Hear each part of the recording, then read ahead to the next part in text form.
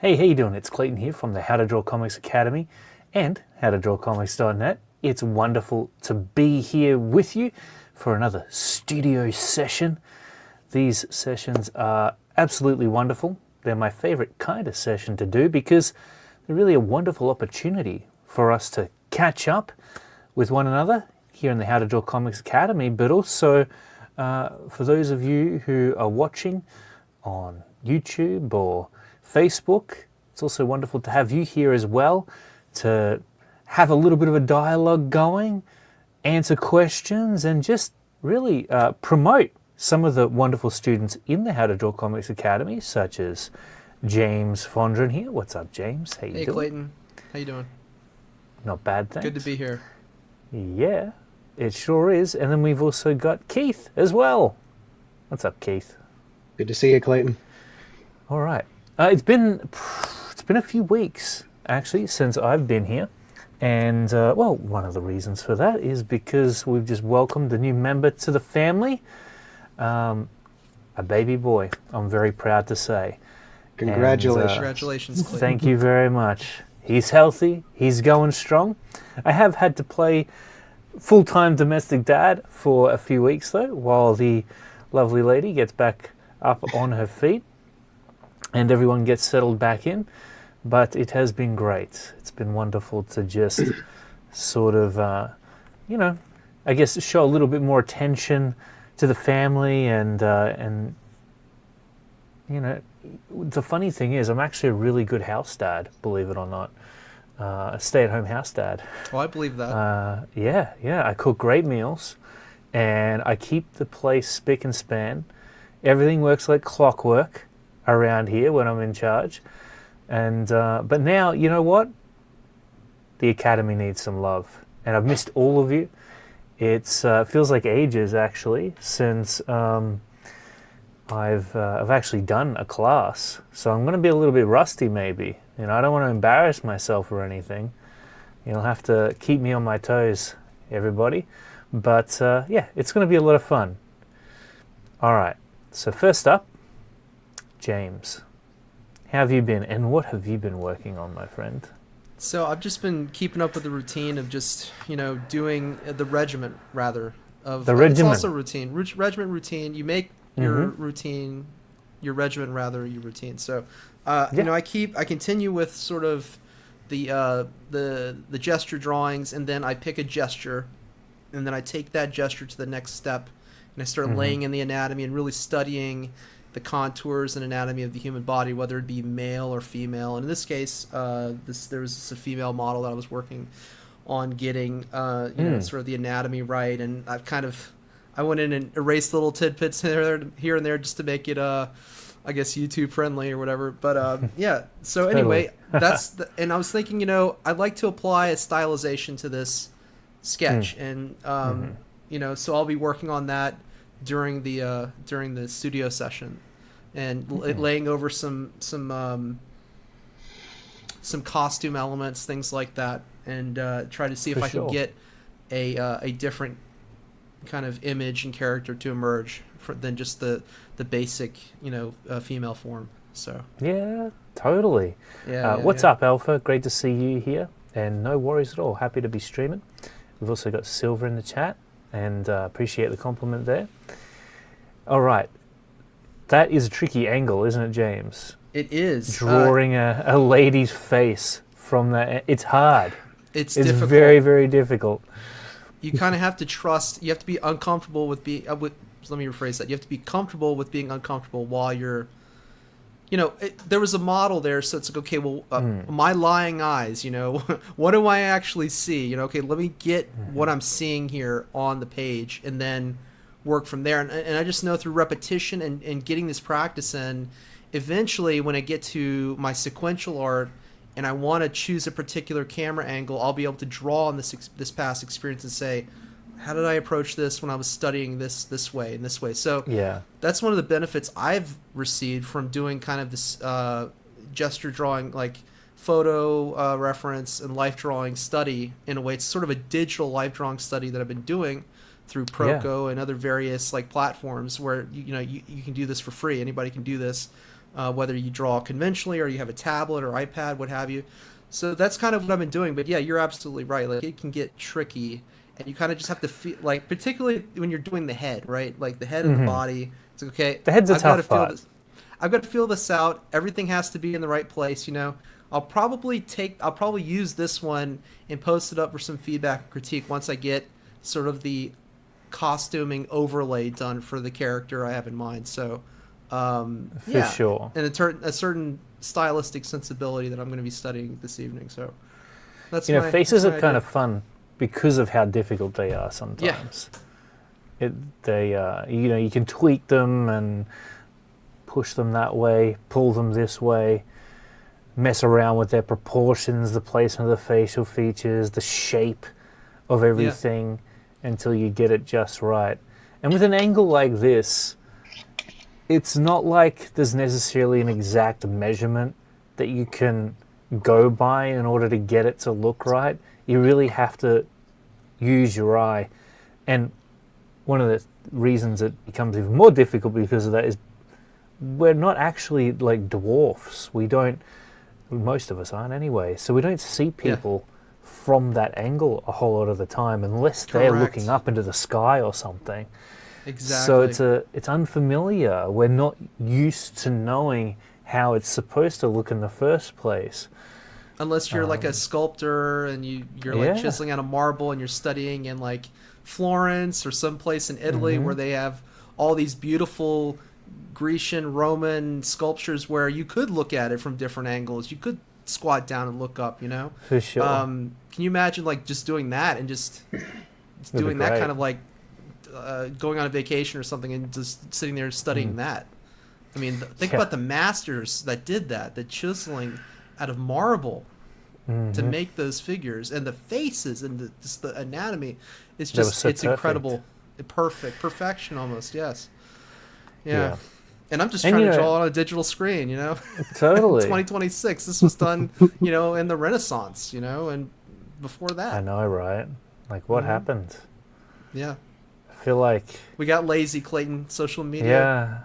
for sure. Some television. skills really have become, well, I guess a certain version of those skills have maybe become lost to time in a Yeah. way. I think that they certainly will, especially as we continue forward and, technology starts to take hold. Even with digital drawing, for example, and the various techniques that you might use to ink and color, a lot of the ways in which that used to be done, they're still around for sure, but I can tell you I'm not familiar with any of them, right?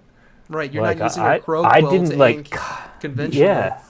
No, exactly. And I know that lots of people still do. I think, obviously, A lot of people do. Yeah.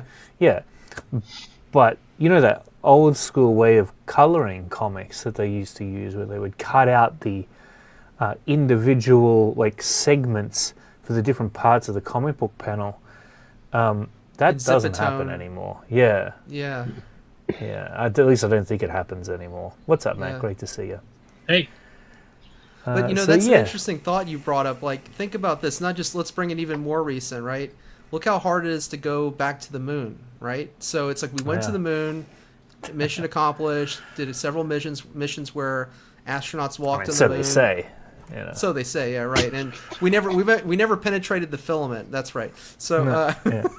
but there's like moon Conversation, rocks man. and samples and all kinds of stuff. So Yeah. we did it. It's like, okay, that we accomplished that. Let's check that off the list. We didn't continue doing. Obviously, it was cost prohibitive, but I don't know. There's something about achieving something, and it's like, well, is it going to be done better than that? I don't know. There's Yeah. something to that idea, and maybe this, Totally. in the sake of doing it just to do it, and to do it better, and to continue to do it because it has value. It's intrinsically valuable to do that.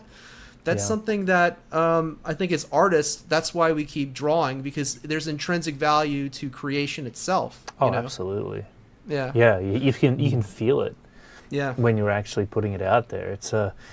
It is like a little composite of energy that you're putting out there into the world. It takes energy to create this stuff, mental energy, physical sometimes, especially if you're drawing for a long period of time. Yeah. But there is something to it. And I feel like the onlookers, the audience, they feel that too coming through. They can feel that energy. This is something magical when you look at, I don't know if it's something that was created by hand or something that was created with love, but you do feel that coming through sometimes. I feel it a lot with Dragon Ball Z, for example. I look at that and I'm like, wow, man, that's awesome. Like, you feel the awesomeness coming off of it. But anyway, this is looking great, James. And thanks. And I'll start working on it and see what I can chip away at in this session, see what I can get accomplished. Yeah. It's really just the face, I think, that could probably do with the most amount of attention. But the thing is that when you're drawing a head from that angle, even in reality, in real life, if you look at a head low enough or high enough to the point where the perspective is really pushed, it's going to look a little bit whack anyway. Yeah. Like, it's going to be strange just looking at it from that angle. So it's almost like this balance where you've got to take what's accurate, which is going to actually look strange regardless, and then making it look good with aesthetic appeal, which is the true artistry, really, when it comes to comic art mastery.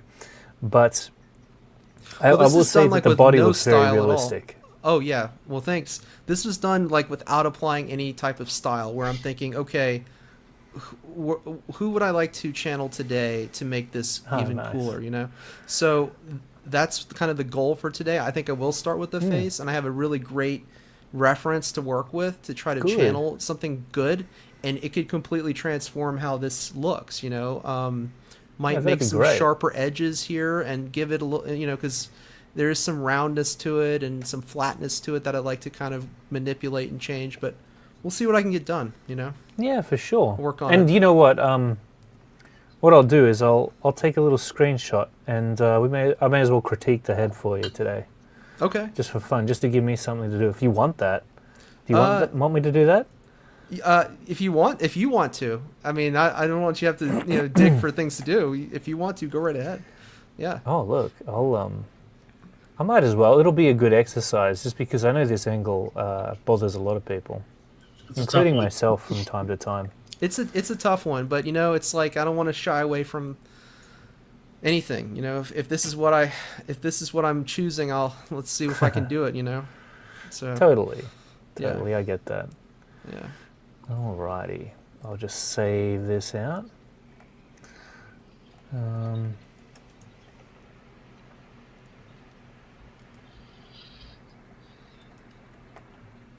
Alrighty. Yeah, we got to do another critique session this week. There'll be one of those coming up. I actually have this idea, this dream of doing like streams every single day, and classes and stuff. So let's see if that happens. That'd be good if it happened. All right, sweet. Well, let's move on to Keith here and take a look at what he's been working on. Oh, yeah. And by the way, welcome Tank Ferret. Great to have you here. And of course, Ray Dillon. Hello, my friend.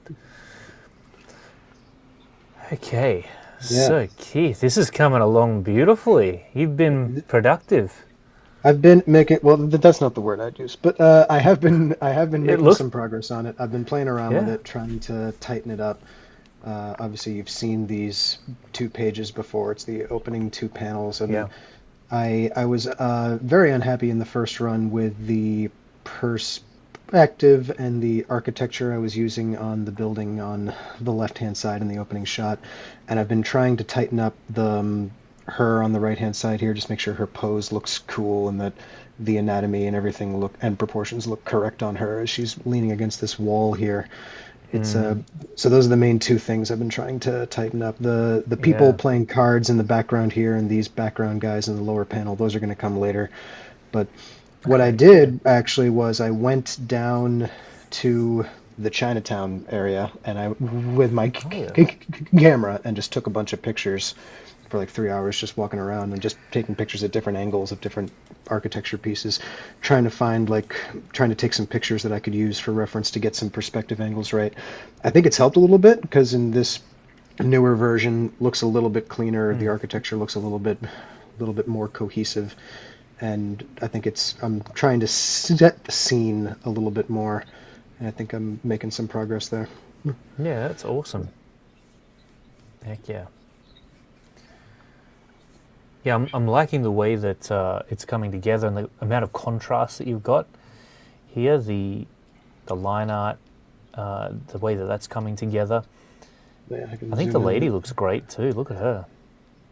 Yeah, she's looking a lot better than she was in the past. Speaking of, we were talking with Matt a minute ago about vases. Her vase has been giving me a little bit of problems as well because I'm trying. It has, really yeah. good. You're looking at it right now. You can see it. You're like, yeah, I know, but it looks really good. Well, it's I'm looking at it and I see there's problems with the eyes. I'm trying to make sure that the eyes look in proportion and in perspective, because like the other half of her face is going to be more a little bit towards away from us because it's a slightly 3/4 view. Do you want me to give her a critique as well? Sure. Yeah. Right now it looks a little bit two-dimensional. You can start with Keith if you want. It's up to you, Clayton. If you're scared to get a critique from me, James, you just tell me. Well, I mean, he's doing a page. That's a page on his book. I'm just doing I'm messing around. So, he's trying to do a page. Like the bang for the buck is where he's where he is. He's doing his pages. Yeah, but it sounds like you're trying to escape my critique. No. I'm ready for it. I'm ready. But come on, we would not belong to this Comics Academy if critique was something we were actually scared of. Nope. The reason we're here. That's true. But her face. I've been trying to get that to look better correctly, and you'll notice there's a reason I haven't drawn the hand yet. Yeah. Hands. I gotcha. Yeah. Well, don't worry, we'll get onto that too. Yeah, hands are tough. And I actually think you're off to a really good start, though. You got a solid base there. We'll just. I think it's an okay start, but there's definitely anatomy work that needs to be done here to make it not only just stronger as far as artistic wise, but also make it more cohesive with the rest of the drawing. And that's always what you see for a lot of like quote unquote amateur artists, is that a lot of the drawing looks good, but then the hands just look like they're from a different drawing. I don't know that. I notice with a lot of mine when I go back in my old portfolio from like years ago, I'm like, ooh, those hands look very different from the rest of the picture. Absolutely. Yeah, I'm digging it. It's coming together, Keith. How are your other pages going? The other pages are going all right. I did a little bit of work on those in the interim period. I've been caught up in a lot of stuff as well, just trying to squeeze time in whenever I can. But hopefully after this move is taken care of, we'll be able to put more time against it. So you're in the process of moving again? In the process of moving, yes. You can see behind me all the Home Depot boxes. Yeah, this room I'm in right now is next to impossible to use right now because it's so full of stuff off camera in this direction that I have to squeeze walking around everything. But yeah, moving at the end of this week, so that'll be what I'm up to. So you found a place to move to? I did. Cool. Excited about it. That's good. Is it better than the one you're in? I would say so. I hope so. Sweet. That's great news. Okay, awesome. Oh well, hopefully it won't be long before you're able to settle in there and get even more drawing done. Oh, yeah. But yeah, looking good, Keith. We'll definitely go over that in just a little bit. At least the lady there. Next up, we have Matt here. Let's see what Matt's been working on. Let me zoom out. All right. I remember this guy. Yeah. I think he was just... Was he just a sketch the last time I saw him? I think so. This has come a long way. Oh, damn, that looks great. Yeah, really good. Like that close-up shot of the face. Taken away. You can probably see on the left side here all the pages that are done. Oh, yeah, wow. Are they all colored too? Yeah. Damn. Yeah, I basically did the all the pencils first. So you'll see down here it's all still pretty pencily, and then Yeah. each page I'll go in, ink over it, and then my intention was just to do flat colors and then come back, through the whole thing and then come back and clean it up. But then as I'm working it, I kind of just do the whole thing, Yeah, do the whole nice. page. Hey, whatever process is going to get you the results you're looking for and help you be productive, that's what you want, right? Yeah. Just to get it done. I think, and I believe I heard John Malin say this, where it was just like something along the lines of get the process down. Once you've got a good process, just keep executing that over and over again. Yeah. It's really the that's process true. that matters the most. And for sure, I've found that to be true. My process is just a little slow, unfortunately. I'm still working on optimizing it. But let's take a look at some of those colored pages, Matt. Like, Sure. what's your favorite colored page? I'd say, well, I like them all. Every time I finish one, I'm like, oh, this is my favorite. And then I finish the next one. Oh, yeah, this is my favorite. But Yeah. I really like this one. Let me pull that up. Yeah, cool. That's just like, Nice. yeah, I just like the intensity. But I also do like the right side page of that same shot. So it's just boom. Cool. Yeah, you got some nice establishing shots there. Yep. Really plants us in the world. This almost reminds me of Starship Troopers in a way. A little. I wasn't going for that when I started, but I noticed the same thing. I was like, hey, this kind of looks familiar. Yeah. I'm doing my part. I'm doing my part. I'm doing my part Yeah. too. Yeah.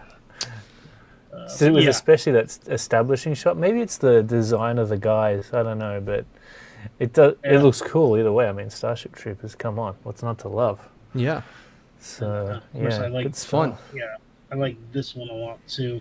This one is probably that one was my nemesis forever. Yeah. Just doing the pencils for this took months.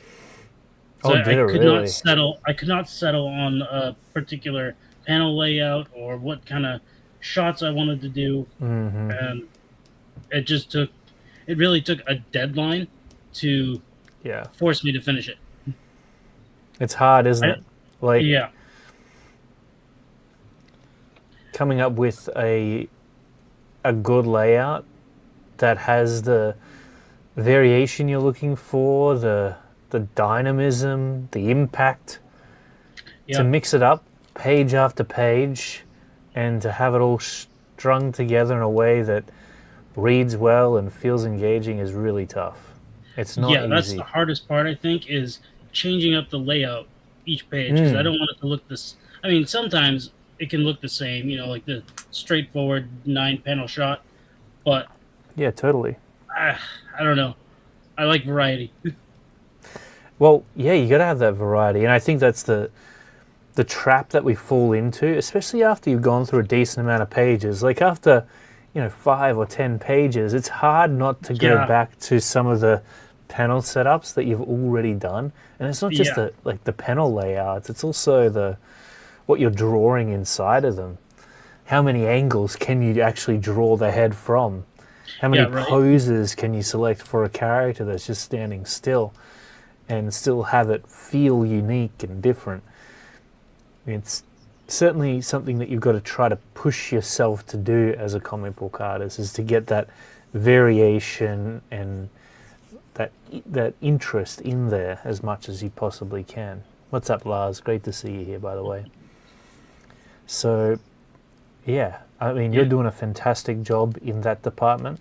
As we can all see here, we've got some very dynamic poses, with a ton of action happening. I mean, this is almost an iconic pose. I can see them creating a statue of this one day. That'd be cool. Yeah, that's great. That's a great 2 pages there, Matt. Thank you. It's yeah, awesome. I really like this double page spread. It'll look. I think it'll look really cool when it's all colored. And then I'll go on to the next set of pages here. So That'll be the Oh, next cool. flip side. Oh, I like Yeah. that. I keep trying to change up, like, I want to say, I don't know, a little more artsy every time I do another panel. Like this Yeah. page, I chose to go with a silhouette, which that Yeah, I that's think good. that'll look pretty cool. And then I kind of mirrored that, so the bad guy here, he gets hit, and then all of a sudden now the good guy has the silhouette. Yeah, that's a great way to do it. That's really Yeah, good. and yeah, I like this page. I think is gonna look cool. I gotta make it a little. This top panel I like, but I think I need to change it slightly.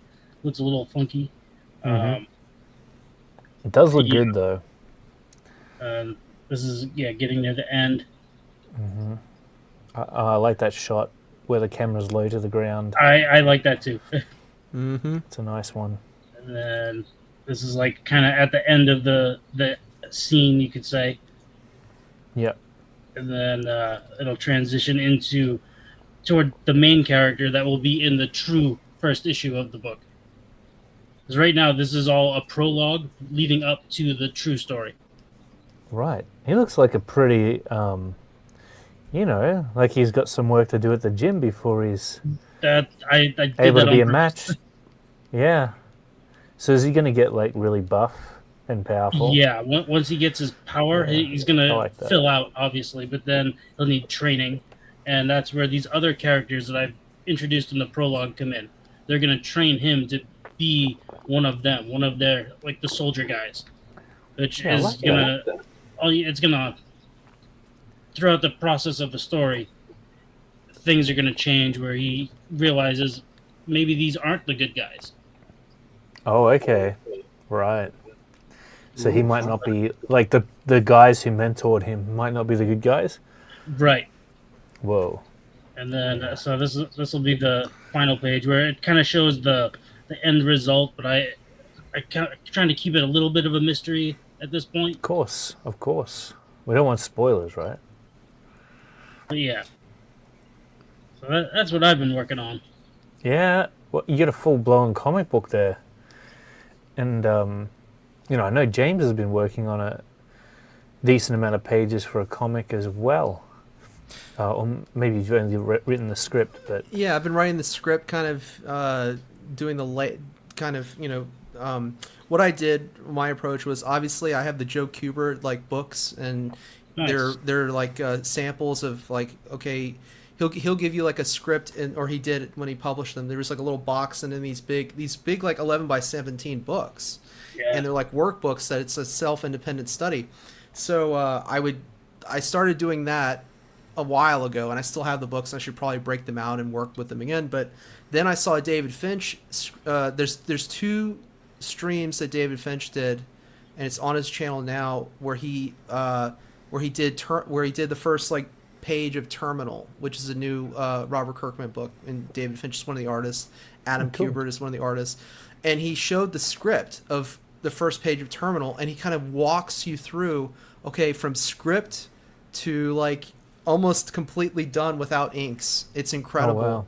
So like I got to rewatch that, but I saw that initial process where he, I saw in the scripts they actually have like art references. Like they'll have like the panel 1 art reference, and there's a small picture of the building that they want, or Oh, wow. or a building. So it's like the references great. are built into the scripts with Kirkman, I guess, what he sends to David Finch or what he sends to his artists. So like Sweet. that's kind of a cool insight as to how to do something. It's like, that's smart. Give yourself some like Cliff's notes, give yourself your own reference, so because you're the one doing it, so you might as well help yourself. And it's kind of like keeping a journal. Okay, yeah, I want what's a theme that I want. Like, for example, there's a character. So in my comic there's an A plot and a B plot, right? And the B plot is basically this local sheriff and his kind of dumb son who want to find out, like, okay, why is this body here? Why are these guys tied up? So forth and so on in the swamp. And my reference for them is like Smokey and the Bandit, the sheriff and his dumb son. And it has a particular look to it. It's a classic look, So just things like that have been good. And I've got, I brought Giovanni on my channel, and Giovanni Mills, he's one of our fellow students at the Academy. And we did a nice little live stream where he did a preview book, and I bought 2 copies of it, and we kind of just thumbed through it, and we talked about his process, and kind of lit a fire under my butt to start to get something going for me where I could get, whether I want to do a preview comic that's like 10 pages, 12 pages, or do some kind of like ashcan at some point, and then, keep working on it.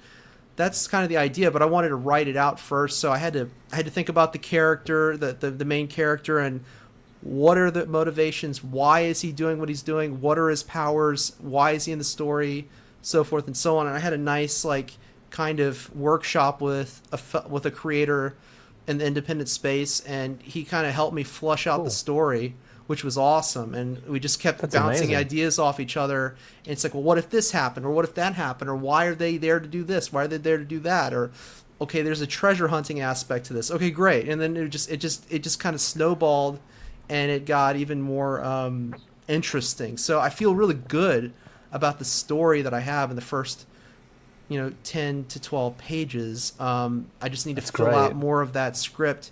So I think the first 6 pages are panel by panel breakdowns, but then once I get to like the last 3 pages of the script, I kind of need to go in there and figure out, okay, what do I want in these panels, and how do I want it? And obviously this can be changed. Like if it just doesn't work, if I have a page with 3 panels and I need to add a 4th, then I'll add a 4th, or whatever the circumstances may be. Like I'm not going to be like, it's not set in stone for me, but it's a good guide and it's a good assist, because I feel like I can't do this without some kind of written script, right? Because I'm going to be like flailing around trying to like kind of bumping around the dark trying to figure out what I'm doing. So while I'm trying to upskill and get good enough to where I can draw the art to the level that I know it needs to be, and how it needs to look. It needs to have a specific look, and I know what that is. But then again, back to what you said, the John Malin quote, like find your process, optimize it, and continue doing it. That's kind of what I need to do. So I'm doing a lot of practice, but then eventually I'm going to have to apply that practice. And like, when am I ready? When will I be ready? Well, you can help tell me. But so you're probably never going to feel ready. Well, I know that. I know, You're but probably there never are gonna certain. feel ready. It's really yeah, I know, but what the expression I can think of is putting the rubber to the road. So you're not gonna put the pedal to the metal. Know that you can do it or not. Yeah. You do it. No, I understand, but like, if I go in right now with my level of skills, I'm going to fail. Okay, so like I know that I have certain like benchmarks that I need to meet personally in my own skills as an artist to be able to do this, right? So that's why I'm at the Academy. I feel that, and I'll know, right. So I'll know when I'm there, and I'll know when it's like I'll know when I'm ready to do it. Contrary to what I just said, I just contradicted myself. But anyway, no, that's daily practice every other day, and then just like doing the script, and then I put the script down, and now I'm like, all right, I need to break out the Bridgman again. I need to start looking at some of my more David Finch studies that I've been doing, and just keep going. Like this stuff doesn't happen overnight. Like for anybody who's like looking on the outside, looking in, like at the Academy and like what our experience is. I've been with the Academy since what was it? November 2023. That's nuts. Wow. Has it been that long? It's been that long. That's when you started it. I was one of the first people to sign up. I think Matt was too. And like, cool. So where I was then compared to where I am now is like on another continent, right? But I mean, I've got to keep going, there's more to do. So like, I'm happy where the direction I'm going, and I would know if I'm not doing what I need to do, So I guess that's a healthy thing. I'm going to keep on keeping on. So. I think it is good to definitely get your skills to a point where you feel like you've got the confidence to go in there and do a comic book page or a comic book. Yeah. And I do think that you can feel it at a certain point. You just end up wanting to do it. You can't really resist it. And then, of course, you jump into it and you realize, oh damn, I have a lot to learn still. And the thing is that's kind of like the reason that you want to do it at that stage of your development, is to learn the things that maybe the formal lessons and the tutorials haven't taught you yet, because it's kind of like the difference between being book smart and then actually going out there, the real world, experience it. Yeah. You just can't learn everything from tutorials and lessons. You do have to learn on the job at a certain point, so to speak. Yep. And that's why, doing something like what Matt's doing here, it can definitely be beneficial, as long as I learned a ton. Just from doing exactly. This. As long as you understand what it is, that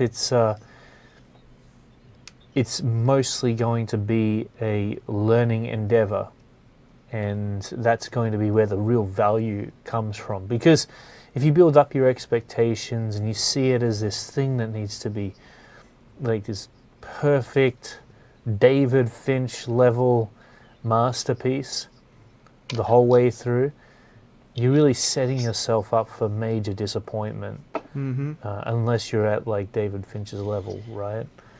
So, yeah. But what I've also found, and this is what's interesting, after a certain amount of time, some of these things come to you just naturally, and you find that you can do them quite well. So sequentials, right? Yeah, sequentials for me, I did a few of them back in the early days. So I maybe did 10 pages here and 3 or 4 pages there, like in the really, really early days. And then I didn't do any for ages. I do little strips here and there. But, the first real books that I would have laid out properly, we did Kozor, but Corey kind of laid out most of that. I had another project I was working on before that, Renegade Alpha, which I did the layouts for, and that was cool. Did the layouts for Borok as well, another project that I was working on. Eric Ninotowski's book, Hopscotch. And then, doing some stuff for some other creators. But I found that, that the kind of sequential storytelling came quite naturally to me. And it's not like I had like all these months and years of working on sequentials and trying to get them to look good before it actually sort of clicked. So I guess what I'm saying here is that you can study anatomy and you can study perspective and you can watch movies and kind of break them down in your own mind, how the scenes are playing out. And all of that is going to kind of funnel into actually drawing up a finished comic book page in the end anyway. So, I think that if you want to be good at sequentials, certainly get to know cinematography and directing, because you're talking about zooming in and pulling out long shots, close shots, medium shots, high angles, low angles. And if you think about it, really, a comic book is just a very well manufactured storyboard designed for entertainment purposes. Yep. And so that's sort of what where you want your head to be at when it comes to sequentials, I would say. As well as the art side of it too, like as a composition, you want it to look good. You want it to have the contrast, you want it to have the layout nice in terms of just where the characters are placed and how they look next to one another. Well, it's like what Matt was saying earlier, and he said, when he gave himself a deadline, then it changed, because he was on that one page, and he set a deadline. I will be done with this page by this date, right? And that changes things. There's a lot of value in that, There's a lot of value to that. Actually, I'll show you guys a little app I made. I was messing around with Claude, and I was like, which is an AI tool, by the way, for those who don't know. And I was like, I remember talking to my buddy, he makes like little app games, and he's one of these developers who just like he'll throw everything at the wall, and he'll just see what works and what doesn't, and if it doesn't work out, he'll just start another thing. And I said to him, I'm like, dude, I want an app that can just like, it's a simple bookkeeping app where I can record my finances and this and that, and it just adds it up and it lets me do this and that. And he just kind of ignored me. But anyway, now that we got AI at our disposal, I was like, you know what? I want you to design this app for me. And I didn't know what to expect, but it actually designed a really good standalone file that I was able to download and just run locally on my machine. And it's amazing. Like it actually blows my mind a little bit. But then I had a comic book project that I'm actually part of. It's one I just started. But I won't give too much information away about that just yet because it's very early.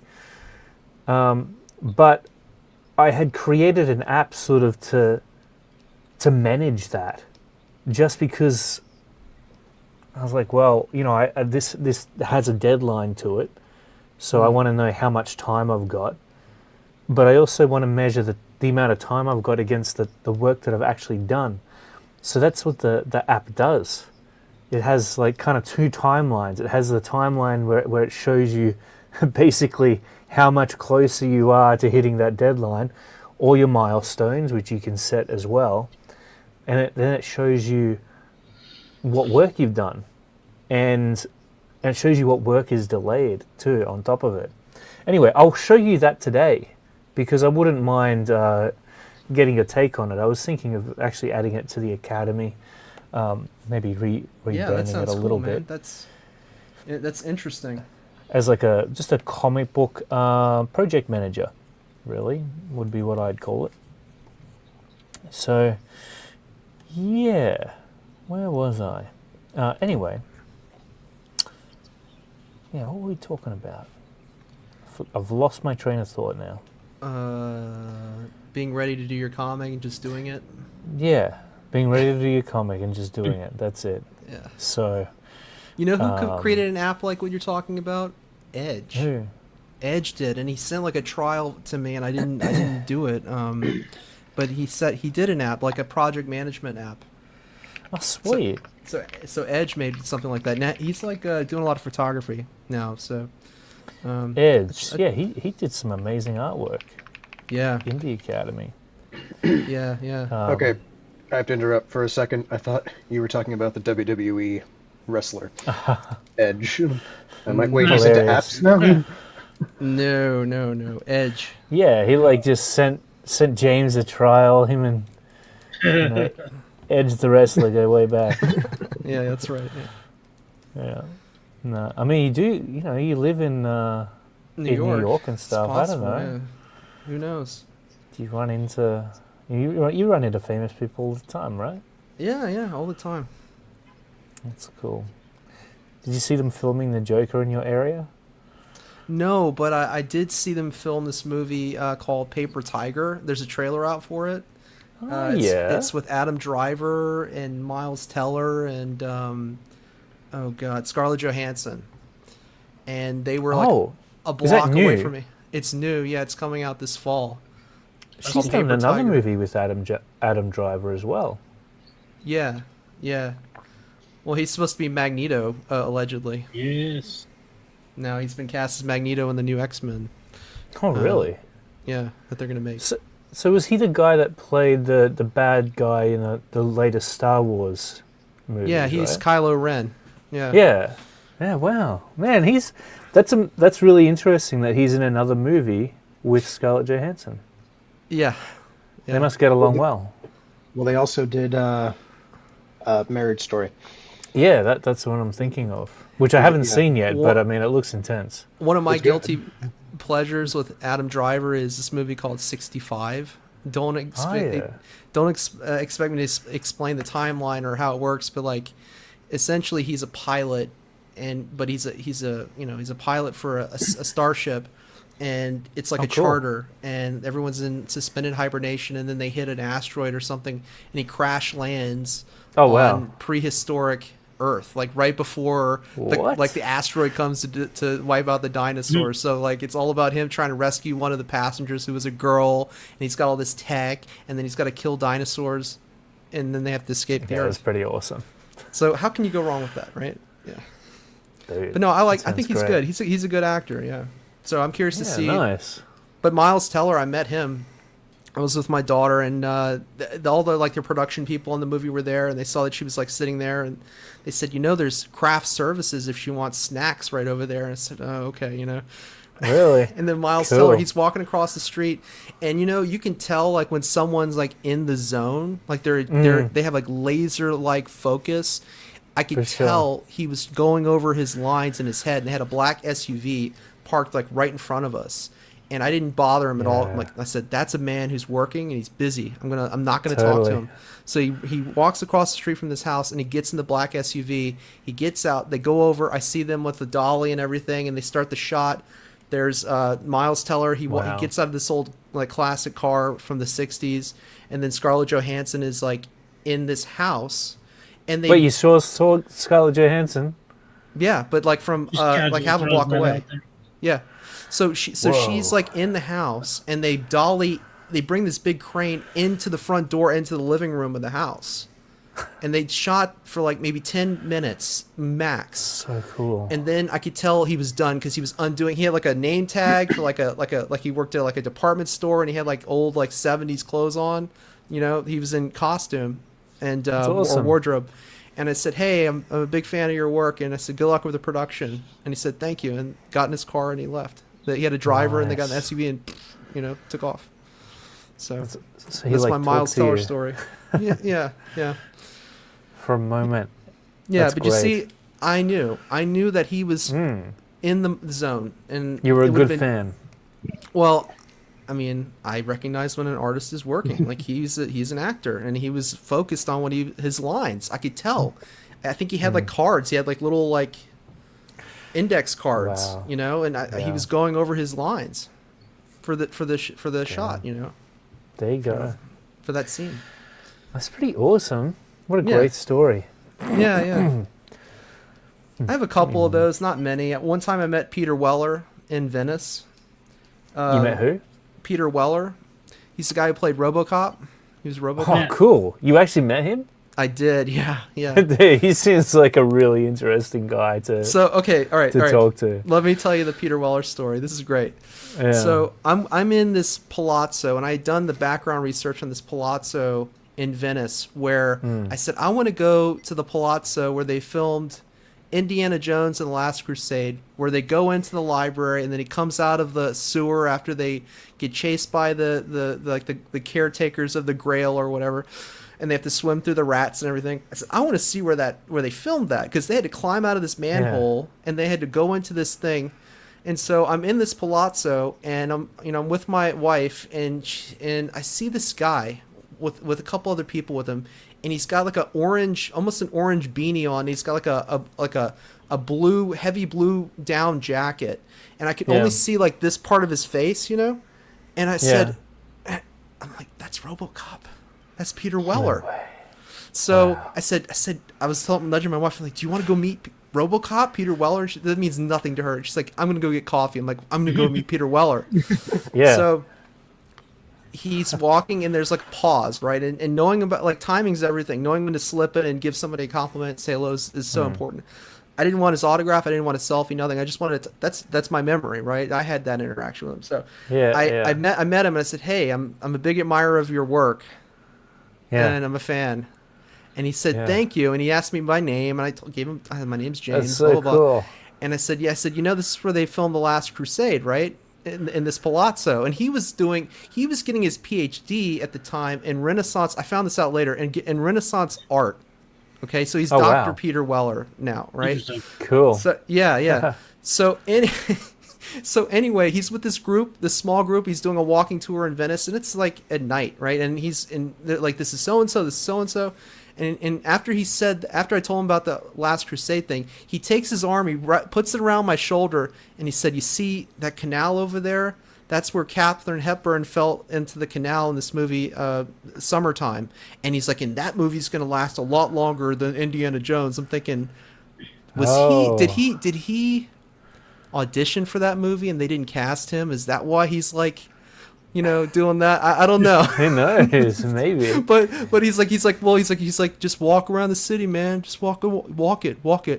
Have a good time. And then he just walked off, and there was like an arch, and then he turned the corner, and that was it. And that's my Peter Weller story. That was my RoboCop Peter Weller story. Yeah. That's awesome. Cool. Yeah. Yeah, that was fun. Unexpected, I didn't expect to meet Peter Weller in Venice. Yeah, in Venice, of all places, not even New York. Well, he was getting his PhD in Renaissance art, so they were going to Venice and Florence and all these places, so. That's great. Wow. Peter Weller. Yeah. Yeah, he looks like an interesting dude. Yeah. Like a bit of a wild card, I always thought he might be. He I was listening to a podcast with him recently with David Duchovny. Apparently, oh, really? Friends. Cool. Yes. Yeah, I think I might have caught a little bit of that one. Yes. Where they were talking about writing. Well, yeah, I think so. But they were also talking. Yes, that's right. Because David Duchovny, where was he? He went to Harvard, and he was like an English a major, right. I think. Something like that, and he was going to be like he was in an Ivy League school. I think it was Harvard. Okay. So anyway, they're talking about that, and then Peter Weller talked about like how he was going to be a jazz musician and how he was going to play the trumpet and be a jazz musician. And he said in that medium, and I thought about my own art, and I thought about my own drawing when he was talking about this, and he said, but I was always just a pretender. I was copying what other people were doing. But I couldn't generate the music, the jazz music for the trumpet. So he had to walk away from it, and he found a different mechanism for him for self-expression through his acting. That was his artistic self-expression, and to be able to live that. But I thought that's interesting. Like, he knew like when to fold his cards, and he did something else. And that's and he had a different career altogether. So these conversations are really interesting, kind of seeing like the pathways and how people land where they land, do what they do. It's all fascinating stuff. Yeah. That was a good conversation. It was. There's something else they said in that, I think it was David Duchovny, he said that he doesn't like to edit too much. I think that's what he was saying. He doesn't like to edit. He was talking about writing. Because he felt that when you get that first initial draft down on the page, that's the most original version of you. Like in that moment, those were the thoughts you had. Right. And yes, that was I remember the intuition that you were putting out there for what you wanted to say. And I thought, I don't know, that sat with me a little bit. I was like, we do tend to lose a lot of that authenticity through the manufacturing that we do. I mean, hopefully you're kind of adding to, I like to think of it as actually adding to what it is you put out there. Because maybe what you've put out there, it's kind of the bare bones to begin with anyway. But I did like the sentiment of what he was putting forth. Yeah. Yeah. And that's cool that you caught that too. It's so funny that you brought that up. Yeah. And it's funny that I even remember it, because I don't remember a lot of things these days. But the other thing as well that I really liked that you mentioned there was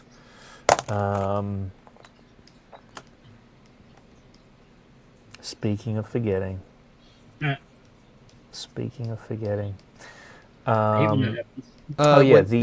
jazz part?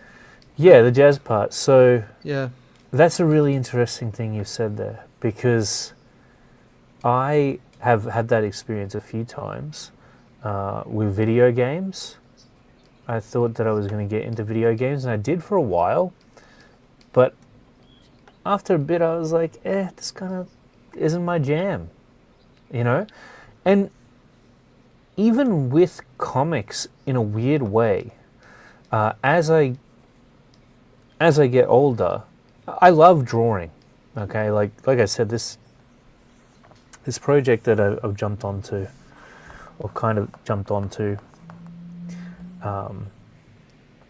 like I really enjoy when I start drawing and I'm getting into it. Like, oh, this is nice. I'm enjoying this. I love it. But it does require a lot of patience and a lot of dedication, and it can feel like a major grind sometimes, especially if you're a bit of a perfectionist. And I think that perfectionism gets really old as you grow and as you progress through life. You're like, man, I'm kind of over just being like dragging myself through the fire here. And so even now I'm like, well, you know, how much do I really enjoy, let's say, drawing comic books? How fulfilled do I feel doing that still? And it's almost like it's such a weird feeling to even consider that, because you marry yourself to the idea of what you're going to be in life and what your destiny is almost. And it can feel quite scary and almost wrong to detour away from that and start to explore something else. Which, of course, you know, I mean, you guys know me. I'm always dabbling in different things here, there, and everywhere, whether it's, you know, my Dark Clay channel, where I'm basically just doing weird, disturbing, scary stories. Or, you know, I've thought about even doing a tech channel. For a while there, I was really getting into just I was getting really into cybersecurity for some reason. It's usually I'm watching YouTubers and they just start to inspire me in different directions. At a certain point, I was like watching a lot of you know, commentators in politics, and of course I was like, man, I should get out there and have my say about the world. So I do get pulled in lots of different directions, and you got to pick one after a while. But yeah, that is all to say. You know, I've digressed a lot there, but it's just that, you know, I think that sometimes you've got to. You don't always. I don't think in this life you necessarily have to stick to one thing. I think that you can explore, and you're not betraying yourself. You're not betraying what you've gone after by actually, you know, if you feel the pull towards something else and it's not quite letting you go and it keeps on drawing you back. Like speaking of the Dark Clay channel, I can tell you that I had resisted doing another video on there for a while because I'm like, man, I have to focus on the Academy stuff. I have to really focus on, you know, the drawing comic book stuff. You know, I've got to hone my attention on one thing. And the moment that I decided to just, like, recently I just whipped together a video in like a day or two, right? I'm just like, I just want to see how fast I can produce it. And so I did that. I spent like 2 days on it. And I was like, just so engaged and had so much energy for it. It was crazy. So I think if you can, when you hit upon something that you get really obsessed with, that gives you energy instead of taking it away, I think you got to lean into things like that. Even if people are looking at you funny, like, why the heck did you decide to do this? Right. Yeah.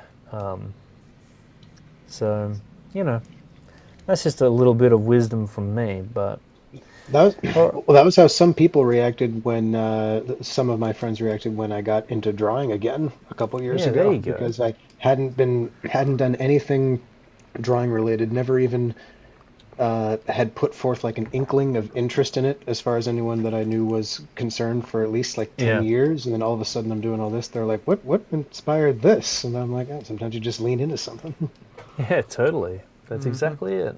It's you've got a life, you've got a timeline. You may as well fit as much into that as you can. No regrets, right? No stones left unturned. All right, Dino Laser. I read it's Mr. Sinister instead of Magneto. Yeah, I heard that too. Yeah, allegedly it was Interesting. Magneto, but I think it's going to be Mr. Sinister, but I don't know. I guess we'll find out. Interesting. I think Mr. Sinister's a better choice. Yeah, Yeah. for sure. I can see him as Mr. Sinister. He should play like a younger version of Snape from I know, Harry right? Potter. Yeah.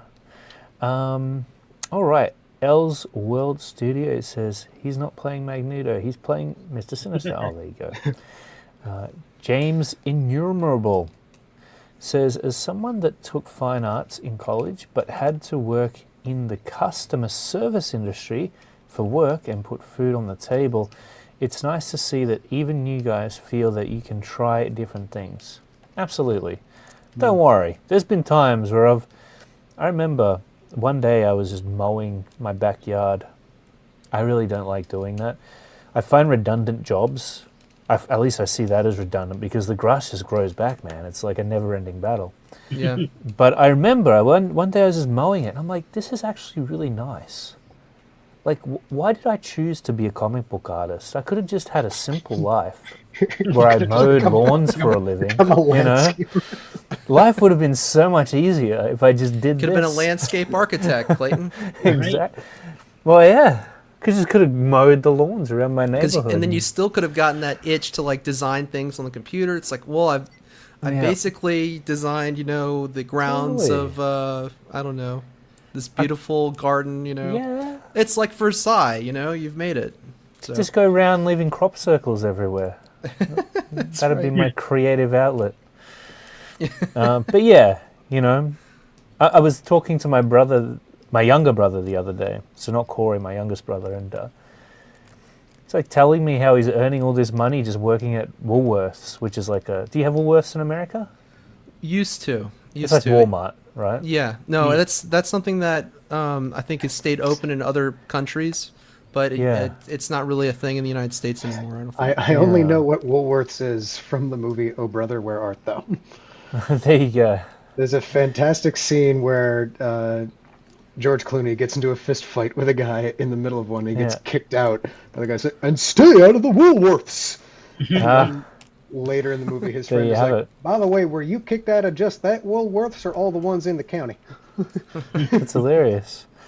Yeah, so it's like a grocery store. He makes a lot of good money at Woolworths. He makes like good money just at Woolworths, at this grocery store chain, and I'm like, dude, tell you what, man, if this comic book thing doesn't work out, and this all these YouTube channels don't work out, and I'm eating beans out of a can, I might have to get join Clayton's name tag ready to go.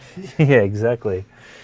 Exactly. He even said it to me. He's like, I'd make a good reference because he's like a manager of the one that he works at. So, and it's like the managers biggest. make good money though, Clayton. Like, Yeah. a managers in a store, you're over $100,000 a year easily in the United States. Yeah. Oh wow. Like a manager of a Walmart, they might be making. I think they make like $150,000 a year, something like that. Damn, that's actually a lot for America too.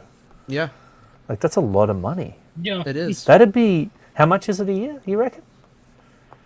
150,000. So that'd be like 200 grand Australian here, I reckon, easily.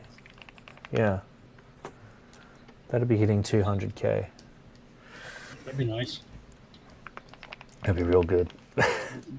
That's what that's a lot of money. That's like, what is that a month? I don't even That's want to almost- know. Maybe At least like more than 16 grand. Mm-hmm. 16 grand a month? What? I don't even know what I would do with that. Swim like Scrooge McDuck. Yeah, that'd be great. All right, let me do some critiques. All right, I've got some stuff to critique here, so let's do it. Clayton, you want to pull my updated version so you can see Oh where yeah, I've made sure. some changes? Oh, if I can get it straight. There we go. Let's take a look. Oh yeah. Hey, that's looking way better, actually. Yeah. Yeah, Yeah. lips are looking really good. Yeah, I thought the thing I kind of need reference for is the cleanup, like cleaning up, making it look more comic booky. I mean, I'm just gonna say that it sounds bad, but when you just do something like with no guidance, like okay, I'm just gonna do what I see or whatever. But what makes comic book art great is the stylization. That's what we love about it. It's like we really love how Mark Silvestri, hint hint, does his rendering. Like we really love how David Finch does his rendering. Jim Lee, so forth and so on. So yeah.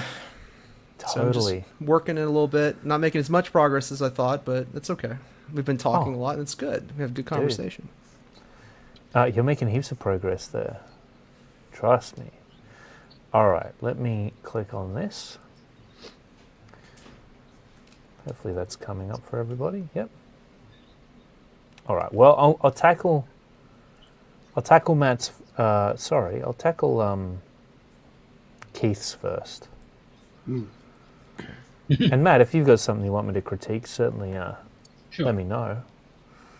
No worries. I feel bad about critiquing your pages at this stage because they're literally done. Why do you think I didn't volunteer? I was like, oh, fuck no. Totally. Too It's far good. in. It's far in. actually really good. Yeah, it looks great, man. Are you gonna sell it on your website? Like, are you gonna do similar to what Giovanni did? You're gonna go with like Kablam or somebody and. Yeah, so I'll get it printed. My original goal was to sell it physically at a local Comic-Con in Manchester, New Hampshire. That'll be coming up about a month from now, so September 19th and 20th. But I was sick the last 2 weeks, so my deadline got blown. So I'll keep working at it until the next con, which I will be in Boston for a day, October 4th. So I'll probably sell it there. And then, of course, my website. I'll do all the promotion stuff on social media and all that good stuff. Nice. Yeah, sounds great. One thing I got to ask you, Matt, is how the heck do you keep yourself to your own deadline? Because I can't even keep myself to a deadline when someone sets it anymore for me. I was doing really well. I mean, really well is a loose term, because I was kind of burning the candle at both ends. Yeah, a little too much, because I have a full-time job too. So I work in a I work in a lab all day, and then I come home, eat a little something, and then sit down and work. Wow. I was getting maybe 3 to 4 hours of sleep a night, which is not healthy. That's brutal, but I feel you. But I mean, I was on a roll too. But then 2 weeks ago, I got hit with a kidney stone, and that just threw me out of commission. Oh man. Yeah. Ouch. Yeah. Now I'm back into it. Was it as bad as they say? Yeah. Yeah, it's pretty painful. Mine was even, kind of mild compared to some other people. Ouch. Have you had to deal with that too, James? Yeah, I have. Oh, Yeah, man. What causes that? How do I avoid that? That's always something in the back of my mind. I'm like, watch your salt intake. Drink a lot of water. Avoid soda. Too much sugar. Too much salt can. It depends. No. It depends on. There's different kinds, right? Yeah. I don't know if you want to talk about this or not, but there's different kinds.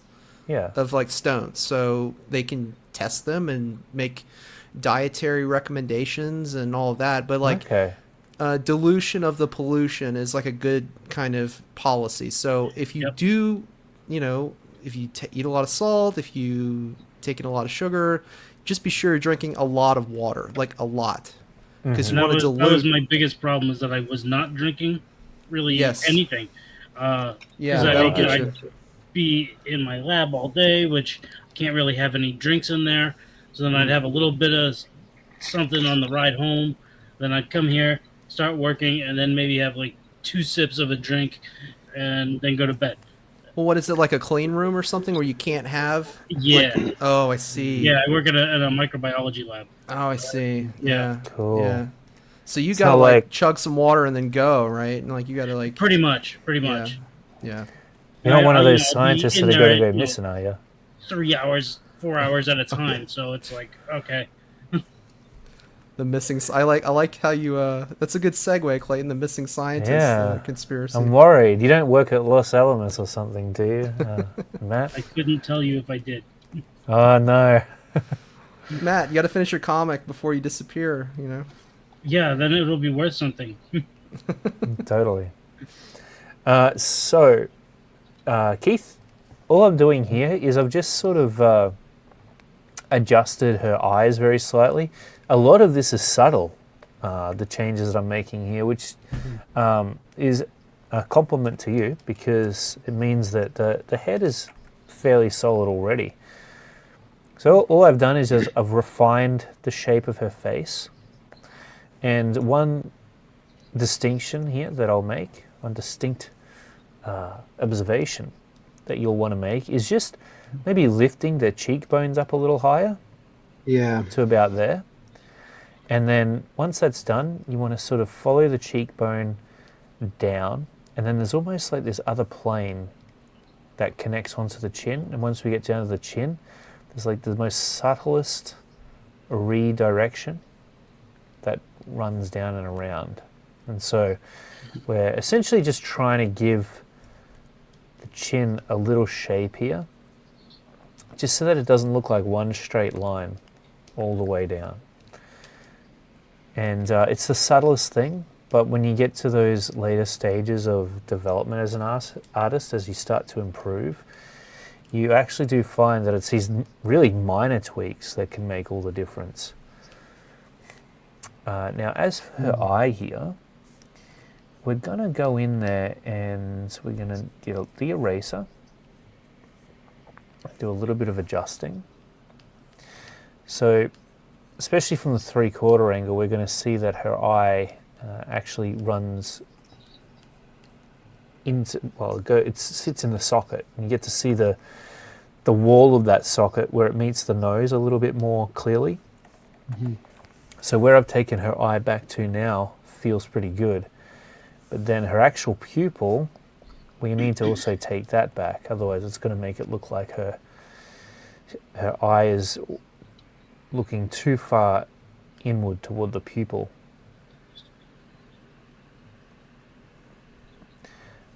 So yeah, we'll take it back to about there, and then we're going to have her eyelid. I assume she's Caucasian, right? Yes. So she'll have a more visible eyelid there, or just this crease up here. But you can always add a little bit more shadow around.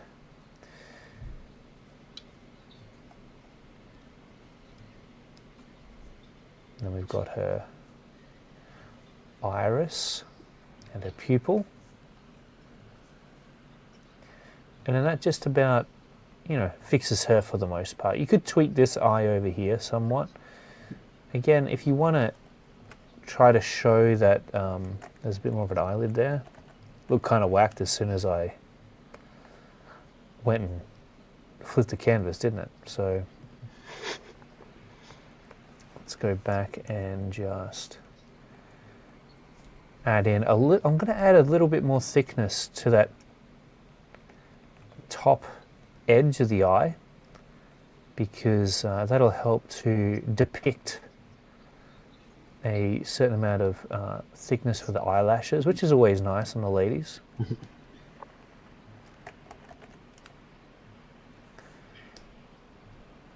There we go. And we could also just raise up her eyebrow a little bit more on that side. bring a nostril in. And it really depends on whether or not you want to add shadow, but certainly at least a line weight around the dark side of some of these features. So you can see how that little tiny shadow that I've just added in under the nose can make all the difference. Just in terms of dimension. Her ear is a little bit too far back, I would say. Like if I'm running this jaw up and around, I'm going to say that it would come up to about here. And then the ear would actually land at this level. So the bottom of the ear is usually going to align with the bottom of the nose. Yeah. And I know this stuff is hard to spot. Don't worry. I'm an artist too, so I know that better than anybody.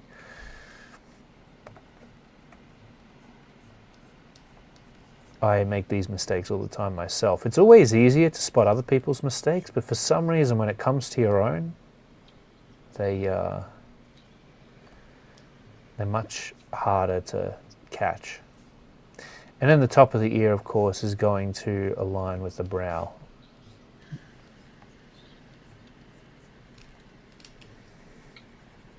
What do you think that is, Clayton? Even someone who's skilled, do you think that's because you're just so close to it for so long that sometimes it's hard to see your own mistakes because you've been so involved with it? Is that kind of? I think so. Because I know sometimes when I walk away from something and come back, obviously that expression, looking at it with fresh eyes, sometimes I can catch mistakes like that and see. Sometimes I can't mistakes. Though. Yeah, that's definitely a good way to go about it, is to just walk away for a bit, come back to it later. I always like to, I call it, putting the cake into the oven, right? You want to let it cook for a bit, and then you want to pull it out just to make sure it's not undercooked on the inside. So that's sort of what we're doing is when we go away for a while. And I think that's nice, because you can have a little break. It's a good excuse to have a break because hey, you know what? I need to let this sit for like half an hour, and in half an hour I'm going to come back to it and take another look, just to make sure that it's coming together in the way that I think it's coming together. Because you really do become quite blind to how it looks. Like you lose that objectivity. So, like you're in denial. Yeah, for sure. You just can't see. Like your eyes won't let you see how it actually looks. Okay, so then Keith, we're also going to bring the back of her head in a bit. Yeah.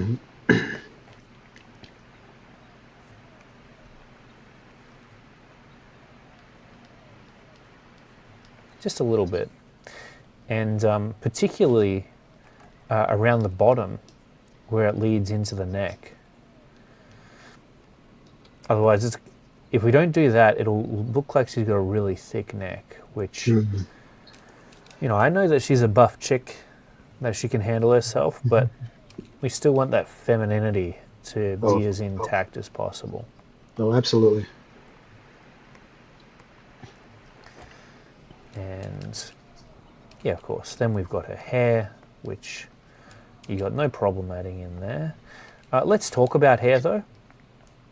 Because I was going to say, I'm going to correct you there so that I have no problem. Yeah. I have every problem adding that hair in there. We can always do with a new hair tutorial. Which, by the way, I've got an advanced hair lesson that I've had booked in for a while now for you guys. It's and I also want to do one where it's just like practicing hair on like hairy creatures. So nice. We'll draw up a Bigfoot or something, or a cousin it, and we'll just lay in the hair just for practice. But yeah, I like to build out the hair in clumps usually. Something like this will do. J. Scott Campbell, I've found, is always a wonderful reference to look at him and I believe it's Mike DeBalfo, who's also known as Squirrel Shaver on the internet. Weird. Don't ask me why he's got That's that a little name. weird. I don't know why, but he Shaving draws squirrels. He draws Right. lovely ladies, and really, I learned a lot of. I studied the way he drew hair a lot, and Ed Beans, however you pronounce his name, he's also another Yeah, really good. he's really good. He's a good reference to look at when it comes to hair as well. Yeah, his female characters are awesome. Yeah. Oh, absolutely gorgeous. Sylvester, he does some interesting things with hair too. Oh yeah, he does. I mean, if you want that detailed look.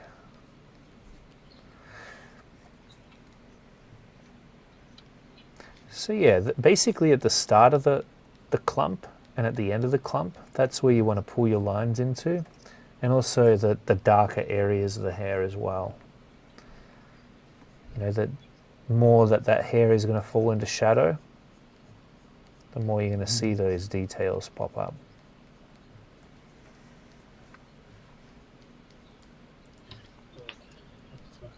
Alrighty.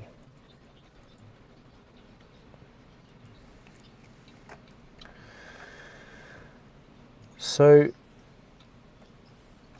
once that's done, we're going to jump around to the top of her head here, and we're just going to make it so that it's not as flat as you've got it there. We're going to give it a little tiny bit of roundness. It's less about the fact that it's a little flat, and it's more just the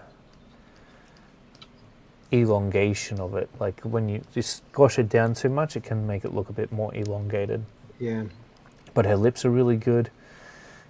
And then we'll just get in here with the neck. So we'll add in the front of the neck, lead that down into the collarbone, indicate that that primary neck muscle, the one that runs down either side of the neck from the ears to the middle of the collarbone. And then that pretty much, for the most part, takes care of her, I think. At least her face. Let's talk about her hand.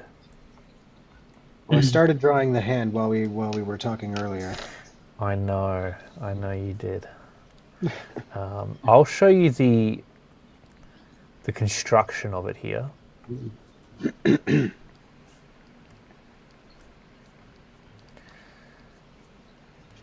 It's going to go over the top of what you got. The first thing, though, that I'll point out is knuckles. The way that they're angled is you'll find that the pointer finger kind of has the,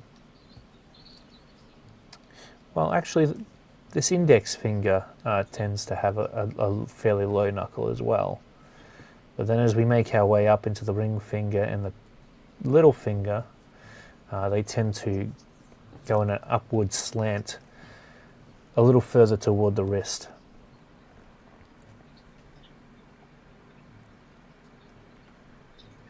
And now this is once again going to be just a little bit of polish, really. So I'm going to break this finger up into segments. And you've already got a good base here that I'm essentially just working over the top of. I think more than anything else, you're just going to want to have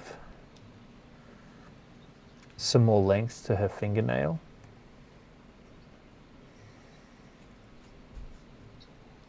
I understand where you're coming from with that comment as far as like artistically, but I think as far as being a character, I don't know if that's in her character to have long nails.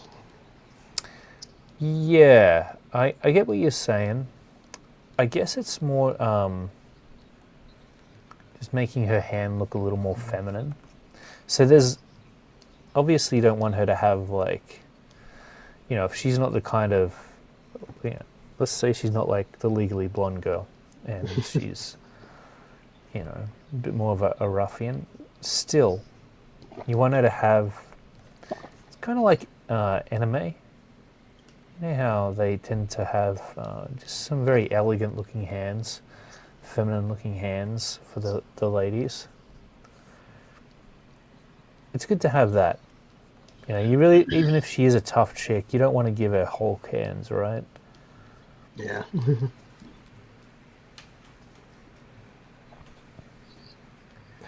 Yeah, you So don't want to don't give worry. her whole cans. No. I do understand your concern, though. There's some whole Keith. cans for you right there, Clayton. Look. Dan got Oh. Hulk hands. I got a rawhide wallet. Oh, there you go. Yeah, that's Hulk a cool hands. Hulk. Yeah. How come Dale got That's Hulk awesome. hands? Yeah, so it's two figures, but yeah, this is the what is it? Oh, the hand came off. Oh, look here. There's a whole can right there. It's very cool. It's from the new movie.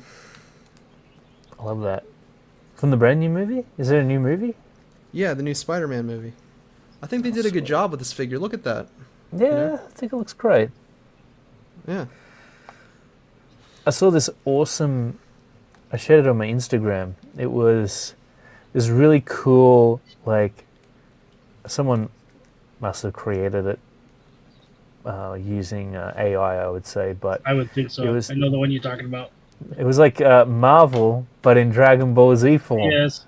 And I was like, whoa, I would totally watch this. It was so cool. I was into it. I was kind of mad that it stopped. Yeah, I was like, damn, that actually makes me a fan of Marvel now.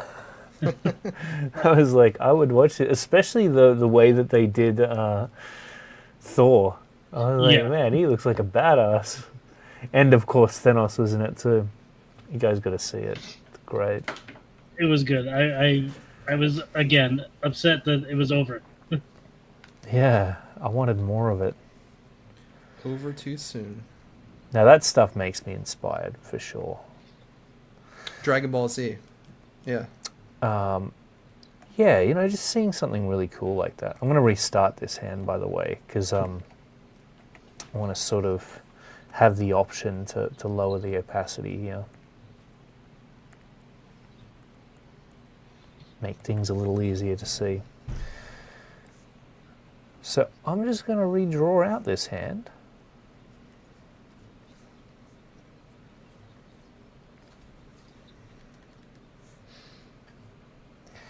And I'm probably going to take the bottom of the hand up to about there, in fact. I can see why. I did in my redraw. I did shorten the length of the palm because I've noticed that when I draw hands, I tend to draw the palm at least one knuckle or two too long at the beginning. Good spotting. Yeah, it can be hard to get right, you know, realizing that, wait a second, hands have proportions too. Yeah. And then, of course, we got the knuckles, so let's draw those in. You know, you always see the hand being broken down like this in how to draw manga books. Yep. Yeah. And then there's a number of ways you can sort of break this down. One way is to just draw out the general shape of the hand first, which can be something I've found useful in my later years, is just to get the shape down, the size of the hand down. Because then that way you don't have to guess how long the fingers are going to be, because you've already sort of established that. Then you can just go in there and get those fingers drawn in. This is probably a bit more of an advanced way of working. Usually the rougher that things get, the more advanced they are.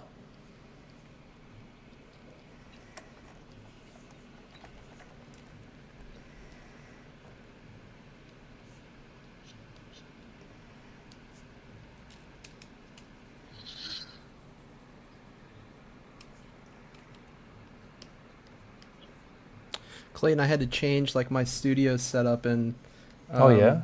Yeah, so I got like I used to have like a standing desk right where I'm sitting, and I ended up getting like a bigger L-shaped desk. So my Cintiq sits like in the corner, and then I've got the screen here where I can see you and everybody else, and my camera's right here.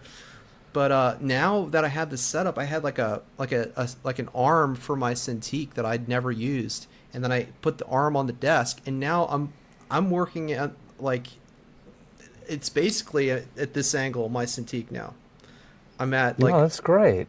So I'm not working flat. It's like, I don't know. There's something to that, like having it at a really steep angle. Yeah, yeah. I mean, I love my little tablet and everything, and that's my great daily driver for my practice and everything. But, there's something really nice about just sitting here and working this way. Oh, that's great. So, made that change recently. Yeah, it's good to feel good while you're working, for sure. I'm not hunched over my work. I'm just no, not at all. Yeah. Ergonomics are important. Oh yeah, yeah. Absolutely. Something I heard a long time ago, might have been a Joe Kubert video that I was watching, where he said it's important that your eyeballs are in the same plane as the drawing that you're working on. If your paper is flat, like if you're looking at it flat on a table or something, it's always going to skew the end result. Yeah. Oh wow. Very important to have your eye line is basically parallel to the page. That's an amazing observation. I never would have thought of that.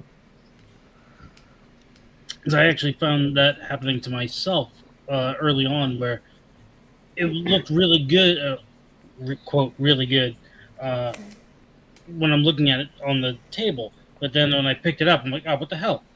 Why does it look stretched? Mm-hmm. Why does it look weird? Yeah. Wow.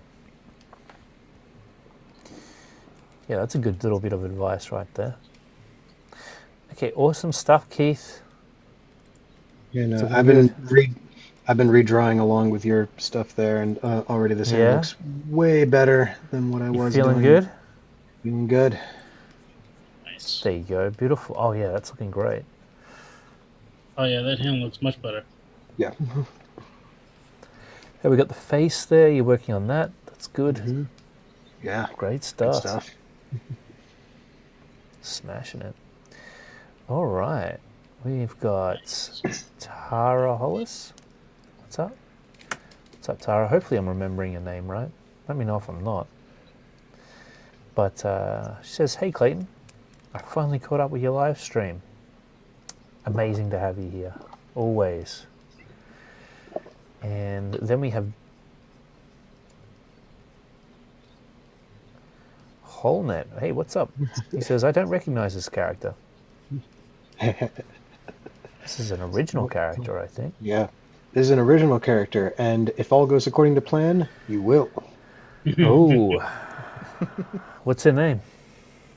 Her name is Christine. Christine, huh? That's cool. All right. Let's jump over to James's lady here. Now, this is actually pretty good. I think what I was going to do with this is we might just fix up the jaw slightly. But the main thing I wanted to show you is how you could take this drawing and just really polish it up and make it look super good, just with getting your line art down and stylized, as you said. Yeah. There's a few construction issues, I would say. So, like, for example, the way that her neck is represented here. I'm going to just turn this to blue.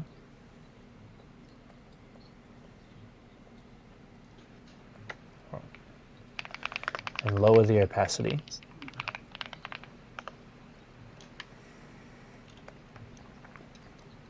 All right. You've got the right idea, by the way, especially on this side, where the jaw actually runs down and leads into the neck. But here's what we're going to do. We're actually going to adjust the jawline here a little bit. So this is the bottom of her chin, right? Now the chin, James, because we're looking at her from the bottom, it's actually going to have a little bit more room. So we're going to bring it down so that we got more room here between the chin and the mouth. Mm-hmm. And then that's going to make the jawline a little shallower, a little flatter. Now here's the thing, it might not even be the case that we are able to see the underside of the jaw. So you have to really visualize this angle that the jaw ends up being placed on. Like it may be that it's looking a little bit more like this.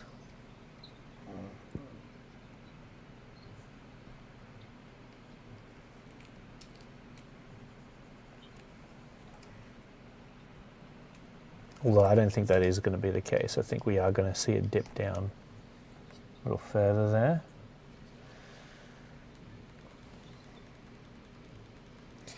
So you can see sometimes I make a bad call as well. That can happen. And then, as I was saying, this neck area, we're going to get a little crease under there where the base of the jaw actually leads into the neck. The front of the neck anyway. Oh yeah, that makes it a lot better. This cheekbone, by the way, it's going to come out a little further. Yep, I made that change on mine too. Gave it. Giving that more of that. You see how, like in the original version, it's just really, I was adhering too close to the model, and it's like, well, this is an opportunity to really make this look cool. So, more harder angles, if you will, on the face. For sure. Yeah. And then we're going to take this. And you've got the right idea here, certainly. But I want you to think of it more like this is the crease or the edge of the muscle. Not necessarily like the muscle that comes down from the side of the ears. Not necessarily a contouring of the throat. Right. No, I understand what you're saying, yeah. Yeah, so like it'd be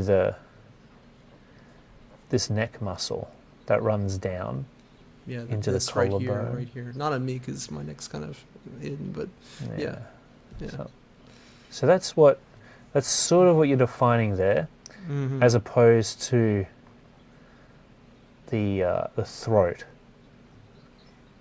And I know that it seems like, wait a second, Clayton, what are you talking about, mate? Because it's like, well, you basically define the throat there by adding in that muscle, by outlining it. But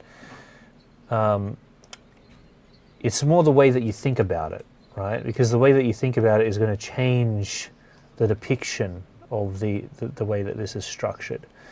So as an example, one of the biggest sort of issues is just this overlapping line, which makes it look like the throat is protruding forward, which is not what you want, because it'll create like this goanna or frog effect. So what we want is just for that to act as the contour of the muscle dropping down from the side of the ears, and that'll create the right amount of separation from the throat that we need. But beyond that, we also want to make sure that we get the thickness of the neck right. So we're going to lay that in right about there. Another neck muscle over here. And then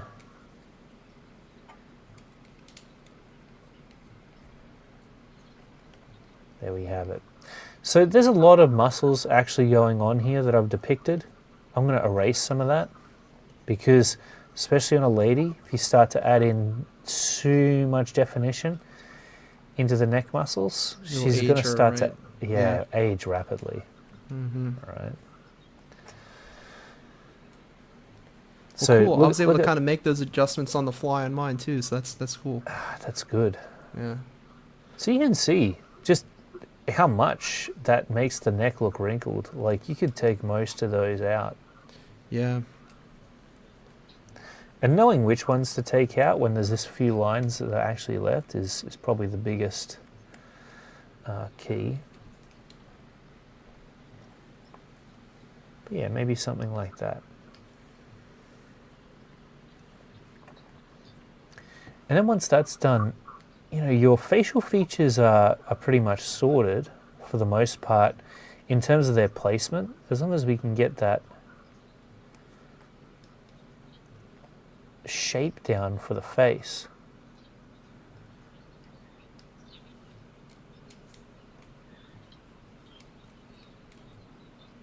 One thing that I'll tell you though is because we're looking at the head from the bottom up, this bottom lip is going to be a little thinner. Okay, because we're just seeing less of its height. Whereas the top lip, you know, it's an upward plane that we're looking at there, so we're going to see a little more of that.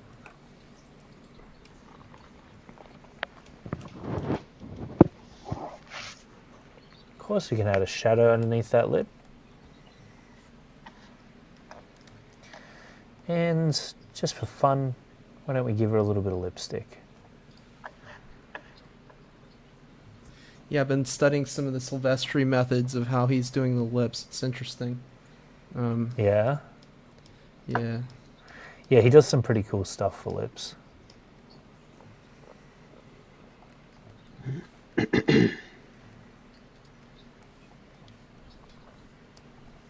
Okay, now let's talk about her eyes, because that eye shape needs some work, right? Like right now for the eye shape, you've got something that's a little bit like this.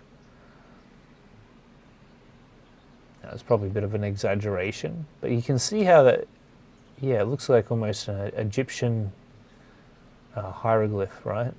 Mm-hmm. So, here's how we're going to structure the eye. We don't just want these rounded arches. We want to, well, what I like to do is I like to start with the interior of the eye first, where the tear duct is. Build my way up and around.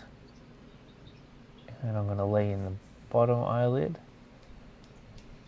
And we end up with something like that. So it's not rounded lines that I'm using necessarily. I mean, it sort of is. But I'm adding a certain amount of harder edge to them.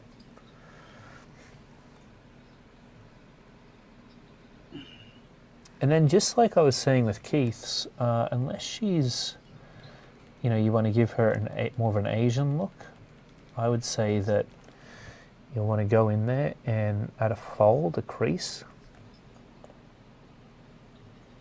just above where the eyelid folds up against the eye socket.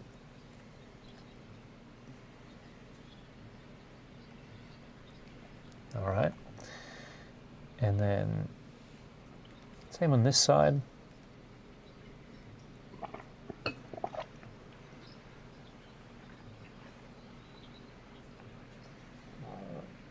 And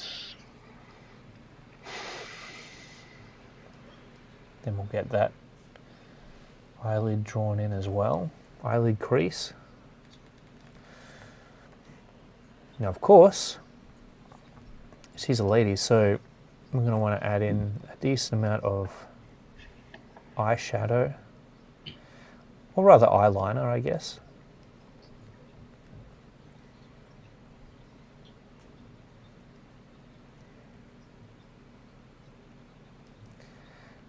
And the thing is, her eyes might actually be like way too big. So we could certainly pull in their interiors a little.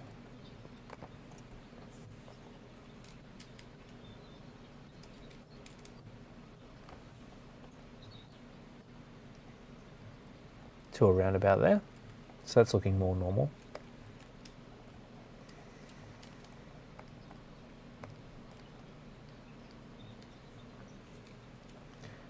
And you would do that to this other side too, right? Maybe if it's too yeah, too big, maybe if I pull it flip in a this little canvas, bit. Yeah. you know, it's looking not too bad. And we are seeing a bit more this side of the face.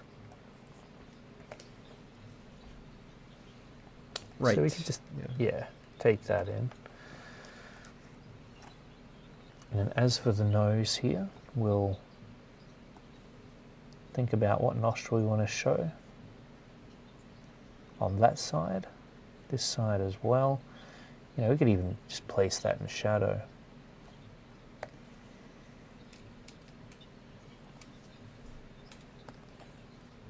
See how that's looking.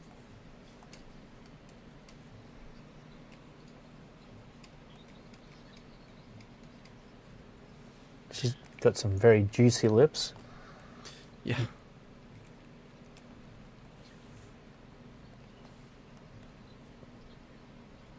And of course, we've got the eyebrows. You've done a pretty good job on them.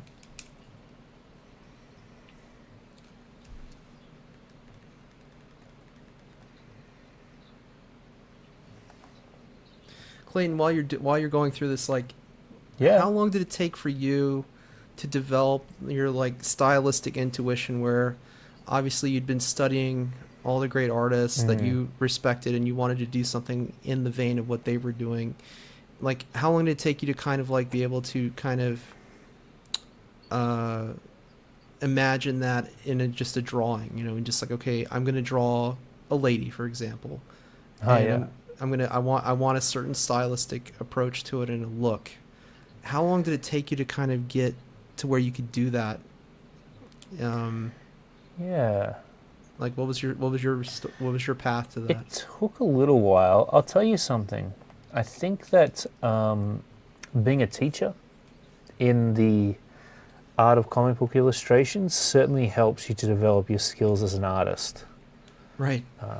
You know, because especially when I was doing the heads workshop or the, you know, different courses and stuff that I've done, I had to redraw that a lot. Like, if you think about how many times I've meticulously broken down the head, for example, and drawn it from a multitude of angles in a very orthographic way. I mean, when you're paying attention and you're breaking things down to that degree, it's certainly a very granular way of working.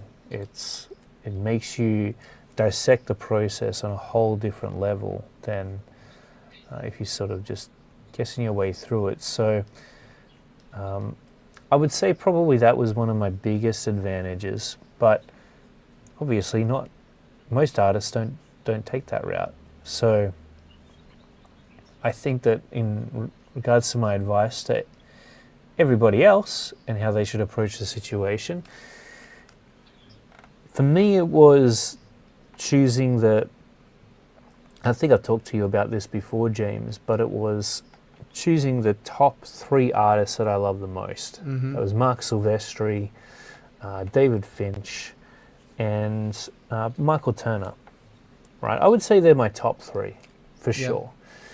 And so I would just, whenever I needed to draw something, so let's say I was looking at a face where I was drawing it from the bottom up, I'd have those references up next to me, or those artists, and I would look at the way that they drew eyes and lips and noses, and I'd just make sure that I was drawing mine in the same way. And I know it seems like, oh, well, you're just a copycat then. But, well, actually think of it like you're choosing what language you want to speak, right? What visual language you want to speak. It's an interpretation of reality. That's what you're really looking at when you're taking in the style of someone's art.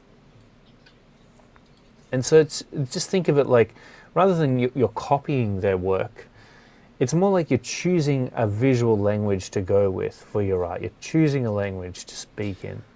Yeah, that's the term I was looking for, the visual language. Like, that's what I'm trying to establish. And, you know, what you just said is exactly what I've been doing this evening, which is, you know, I've got I've got a Silvestri reference up because I wanted to see how he drew Witchblade. I had his inks in place.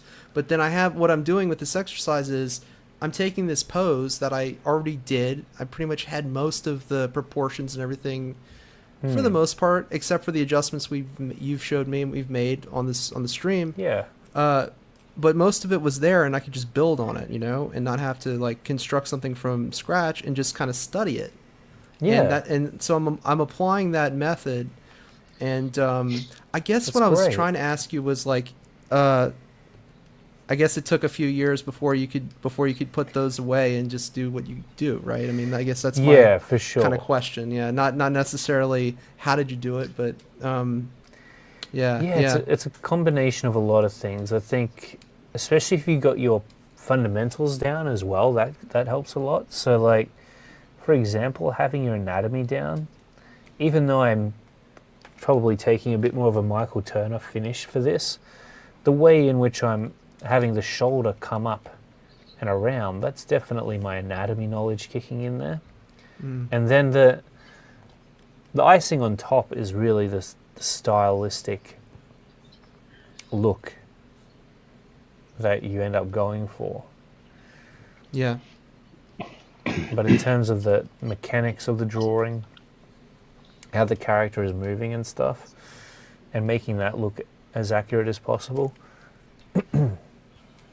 that's always going to come down to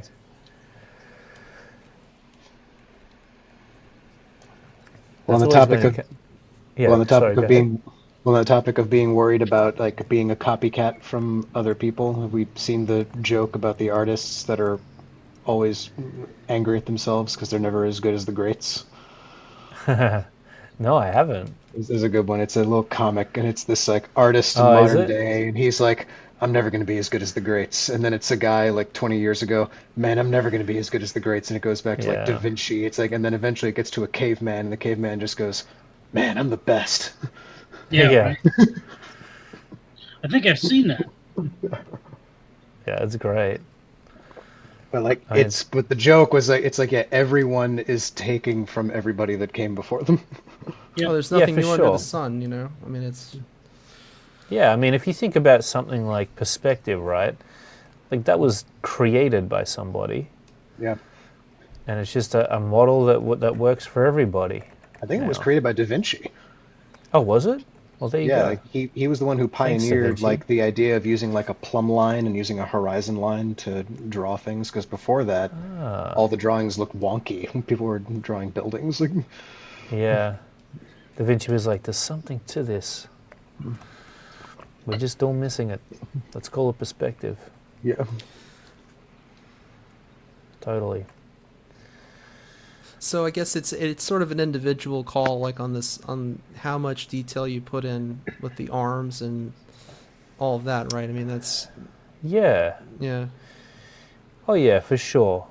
For me, I literally look at it and I go, okay, is her neck, for example, looking way too wrinkly and old for what I am trying to attempt to go for?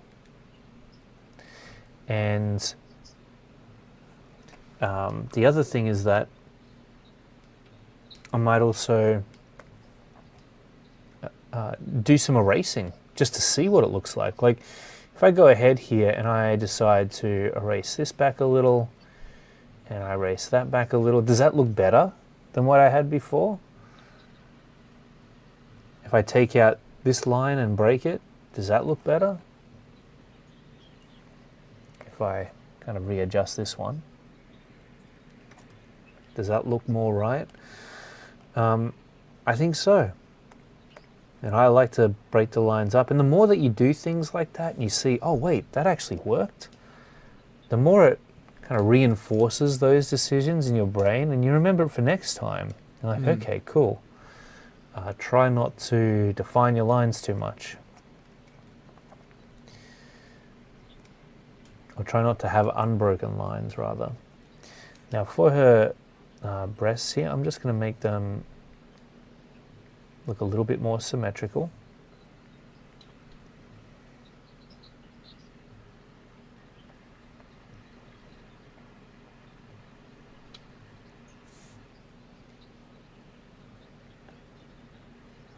Okay, so we'll bring them up like so.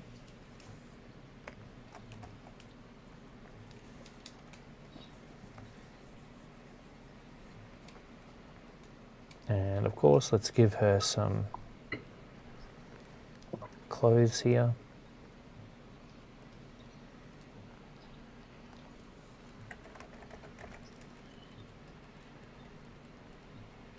Now the actual angle at which this comes up is also going to help to describe the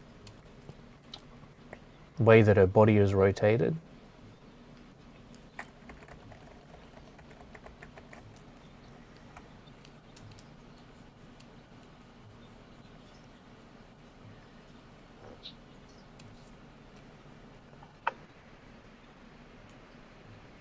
Okay, there we go.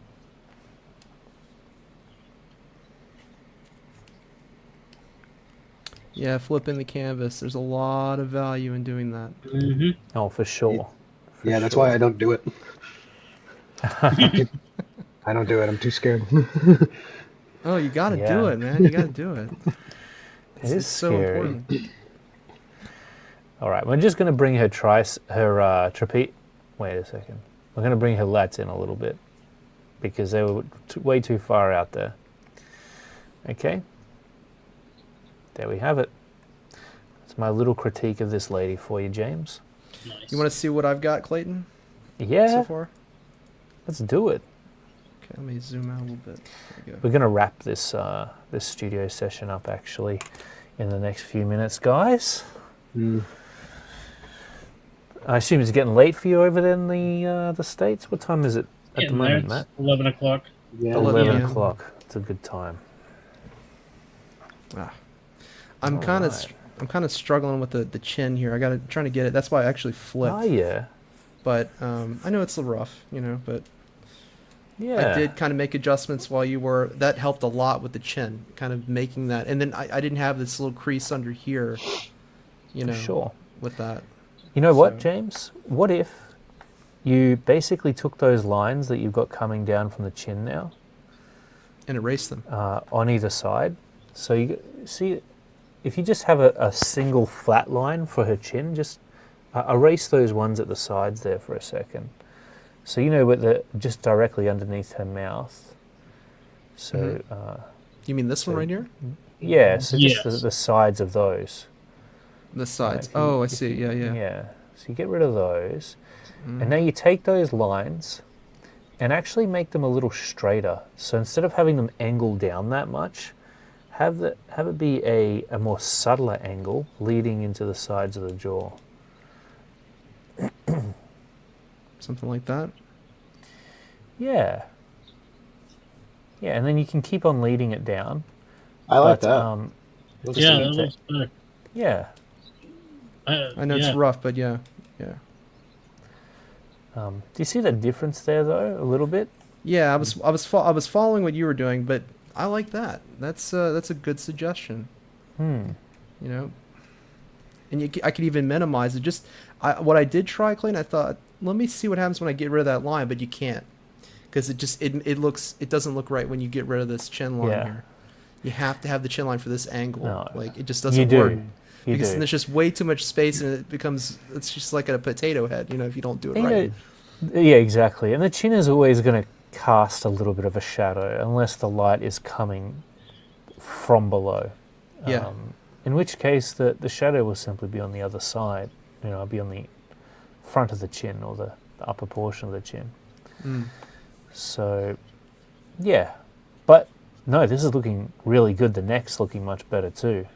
James. Yeah. No, well, you did. I mean, you made those corrections, and you stopped Yeah. thinking about it as the throat and more the muscles. and Hopefully that helped. Anatomy. Oh, it did. But what really helped the most was like sort of what you did here, and widening this out a bit, and then bringing this underline here to really Good express stuff. that. So that helped a lot. I'll post this one up. I'll post this one Yeah, up in the do it. Academy forums. great. And, but I You kind of absolutely should. worked out. Let me a little bit more. I'll just zoom out here. So that's Gave what I ended up her- with. Yeah, some Mark Silvestri treatment. Yeah. Which blade? Yeah, that's right. That's awesome. So thanks Okay, for cool. your critique. That helped. I was actually applying the changes as you were showing them. Like, okay, let me work with. It's like doing a You're very live class welcome. again. So appreciate it. Yeah, that's good. I'm glad that it helped. Yeah. Very, very cool stuff. All right, let's take a look at Keith one more time. Obviously making progress here. Awesome stuff. Yeah, you're smashing it. Yeah. Great to see you guys applying the critiques as I give them to you, just putting it straight into action. That's really good. But keep working at it, Keith, and I look forward to seeing where this page is at next time, by next week. And do you think you'll be moved into your new place by next week? Nope. But we will still be working at it regardless. Awesome. That's the main thing. All right. Cool. Good stuff, Keith. Next up, we've got Matt. Let's see how Matt's coming along. Here, you're applying the colors to this one. Looking forward to seeing how that turns out. Getting there. Sick. Yeah, that'll look good in the end. Yeah, Awesome it's a stuff. process of adding in all the colors. Yeah, for sure. It is. How long does it normally take you? Like, how long will it take you to color this page up? Or these pages, I should say. If I had all day, that would be nice. But since I only have a few hours at the end, I'm thinking I could probably have it done maybe Thursday. Yeah. So like maybe in the next 4 days or so. That's pretty good. So if you had a whole day, you'd be able to get it done. No worries, right? That's cool. Yeah, I'd probably be able to finish this if I had the full day, but I don't. Oh, that's awesome. Oh well, keep chipping away at it then, and hopefully next time we see it, it'll be done. Good to go. Awesome. Yeah, definitely a standout page from you there, Matt. Yeah, thank you. I like this one. All right. Mr. Silver. Does anyone know how to pronounce his first name there? Nope. Yep. Joao Silva, my friend. He says, I'm Brazilian. 11:38 p.m. here, and I am here learning too much with you. That is fantastic. I hope that you managed to put somebody into action and see some of the results that come about in your own work from doing so. All right, and out of William Russell says less lines. Yes, less lines actually really does help a lot of the time, especially with female characters. I can't restate that enough. Alrighty, well, Arcadian Comics, Mr. James Fundren, why don't you tell everybody where they can find you and follow you on social media if they want to get in touch or just see more of your wonderful artwork? Yeah, so I'm on YouTube, so you can check me out, Acadian Comics. I've got a YouTube channel there. I'm also on X, and I just recently started an Instagram account as well. So you just type in Acadian Comics, and I'm on Instagram, on an X, and I'm on YouTube. So you can find me there. Yeah. You can see the nice That's picture awesome. of me and Rob Liefeld from 2 weeks ago too. So Wow. Nice. So lucky. and I ran by the name of my comic with him, and I gave him two options, and he said, "Well, give me the names again." I'm like, I gave him the names. He's like, "Go with this one." So I got a name for my comic, and Rob Liefeld told me to do it. So There you go. who am I to Are you go against allowed Rob to tell Liefeld? Yeah, it's gonna be Acadian. That's Acadian good. #1. That is kind of a good Rob Liefeld name too. It is. Yeah. So he said, "Go with Acadian." I was like, "All right, thank you." Fantastic.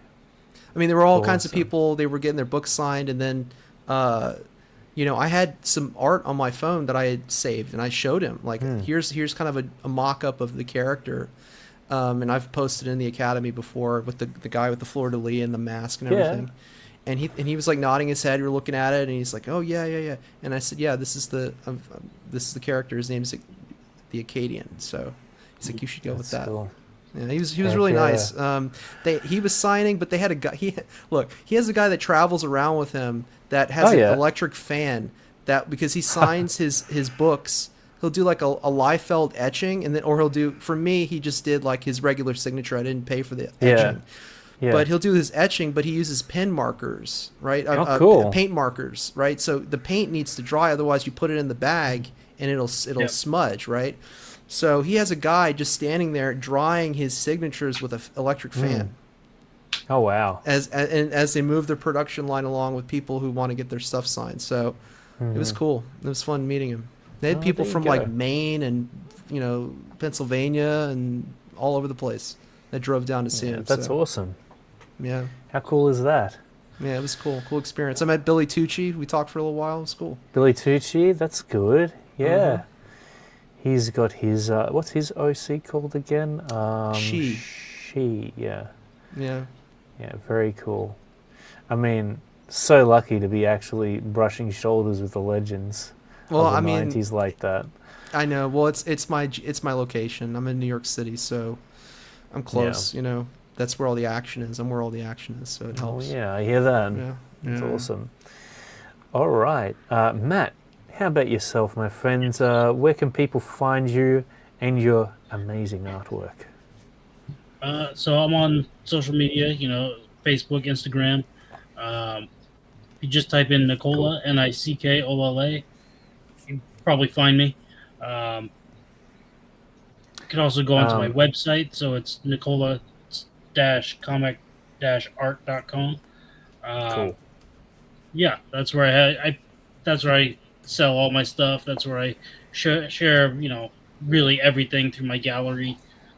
Nice. I guess the process of the comic that I'm working on, I have a kind of like a blog page where I kind of just talk about what I'm doing, little pitfalls, little comments, just as I go. That's so awesome. So we get a real insight into your journey, huh? Yeah.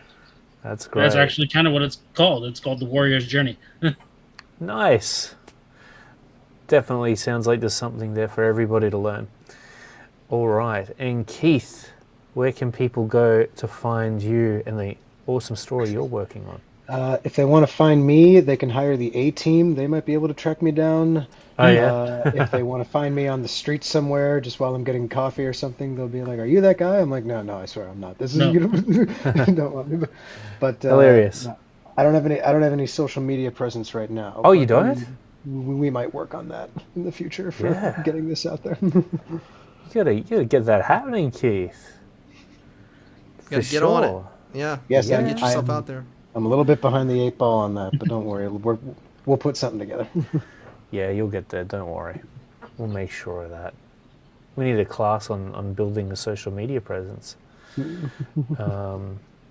that I don't feel like I've got that down anyway these days. I feel like everything's getting less views than ever, in fact.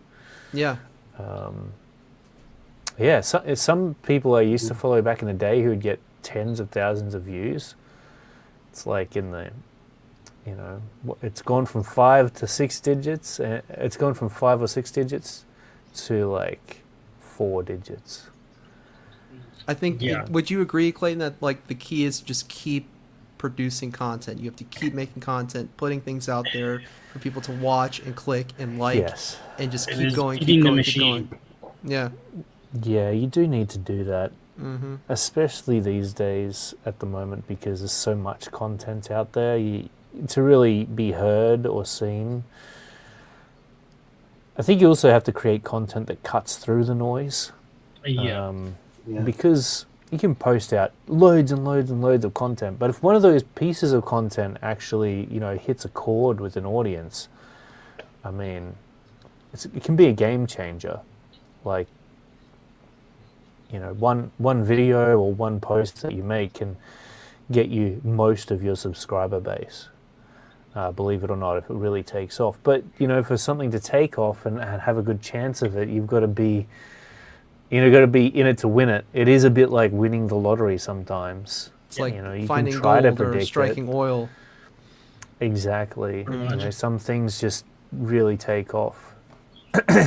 And on platforms you might not expect. Like I found that posting stories on Facebook actually can be really beneficial. Like I did that for Dark Clay, and I posted a few stories on there, and those stories didn't perform that well on YouTube, but they really took off actually on Facebook for some reason. So make of that what you will, right? I don't know. I thought Facebook was dead. So there you go. Who knows? We might be able to start posting on MySpace soon. There's talks about that coming back. I heard that's coming back. Wait, really? No way. Yeah. Heard it. No way. You are kidding me. No. That'd be hilarious. I thought they had turned into like a music website mostly. Yeah. But there's some grumbling, some bubbling Yeah. up of potentiality Well, they were a music website, and this was big MySpace. news in the world of trying to preserve media on the internet. This happened like a few years ago. There was like a big server farm of the music that all the MySpace bands were creating, and it got turned off because the original people who were like holding it and keeping it up and running didn't want to pay for it anymore. And it went down as, I think they recorded it is the largest singular loss of original copies of media because in modern history, because all that music is gone. There's no other copies of it. So it was something like hundreds and hundreds and hundreds of terabytes of music from these bands on MySpace just gone. Could there be a Dark Clay video about this? This is interesting. Maybe. I see the wheels turning, Clayton's. I don't know. I'm more interested to know what state MySpace is in now, because I think it'd be really great if they went back to being more of a social media website. It's retro. Retro is in. Yeah. You know? People are like buying VHS tapes and putting them in VCRs. It's going on. Oh, I'm sorry. Sorry. I was just looking it up. I misspoke a little bit, but I'm still relatively correct. Basically, in 2019, MySpace confirmed that an incorrect server migration, so they were trying to migrate servers. They weren't just turning it off because they didn't want to pay for it, but an incorrect server migration had permanently deleted over 50 million tracks uploaded by 14 million artists between 2003 and 2015. This erased a massive era of digital music, including indie recordings and rare MP3s that do not exist anywhere else. So all of that is gone now. Damn. Yeah. Physical media, man. You gotta get your physical media. That's interesting. Start buying CDs and jewel cases and stack them.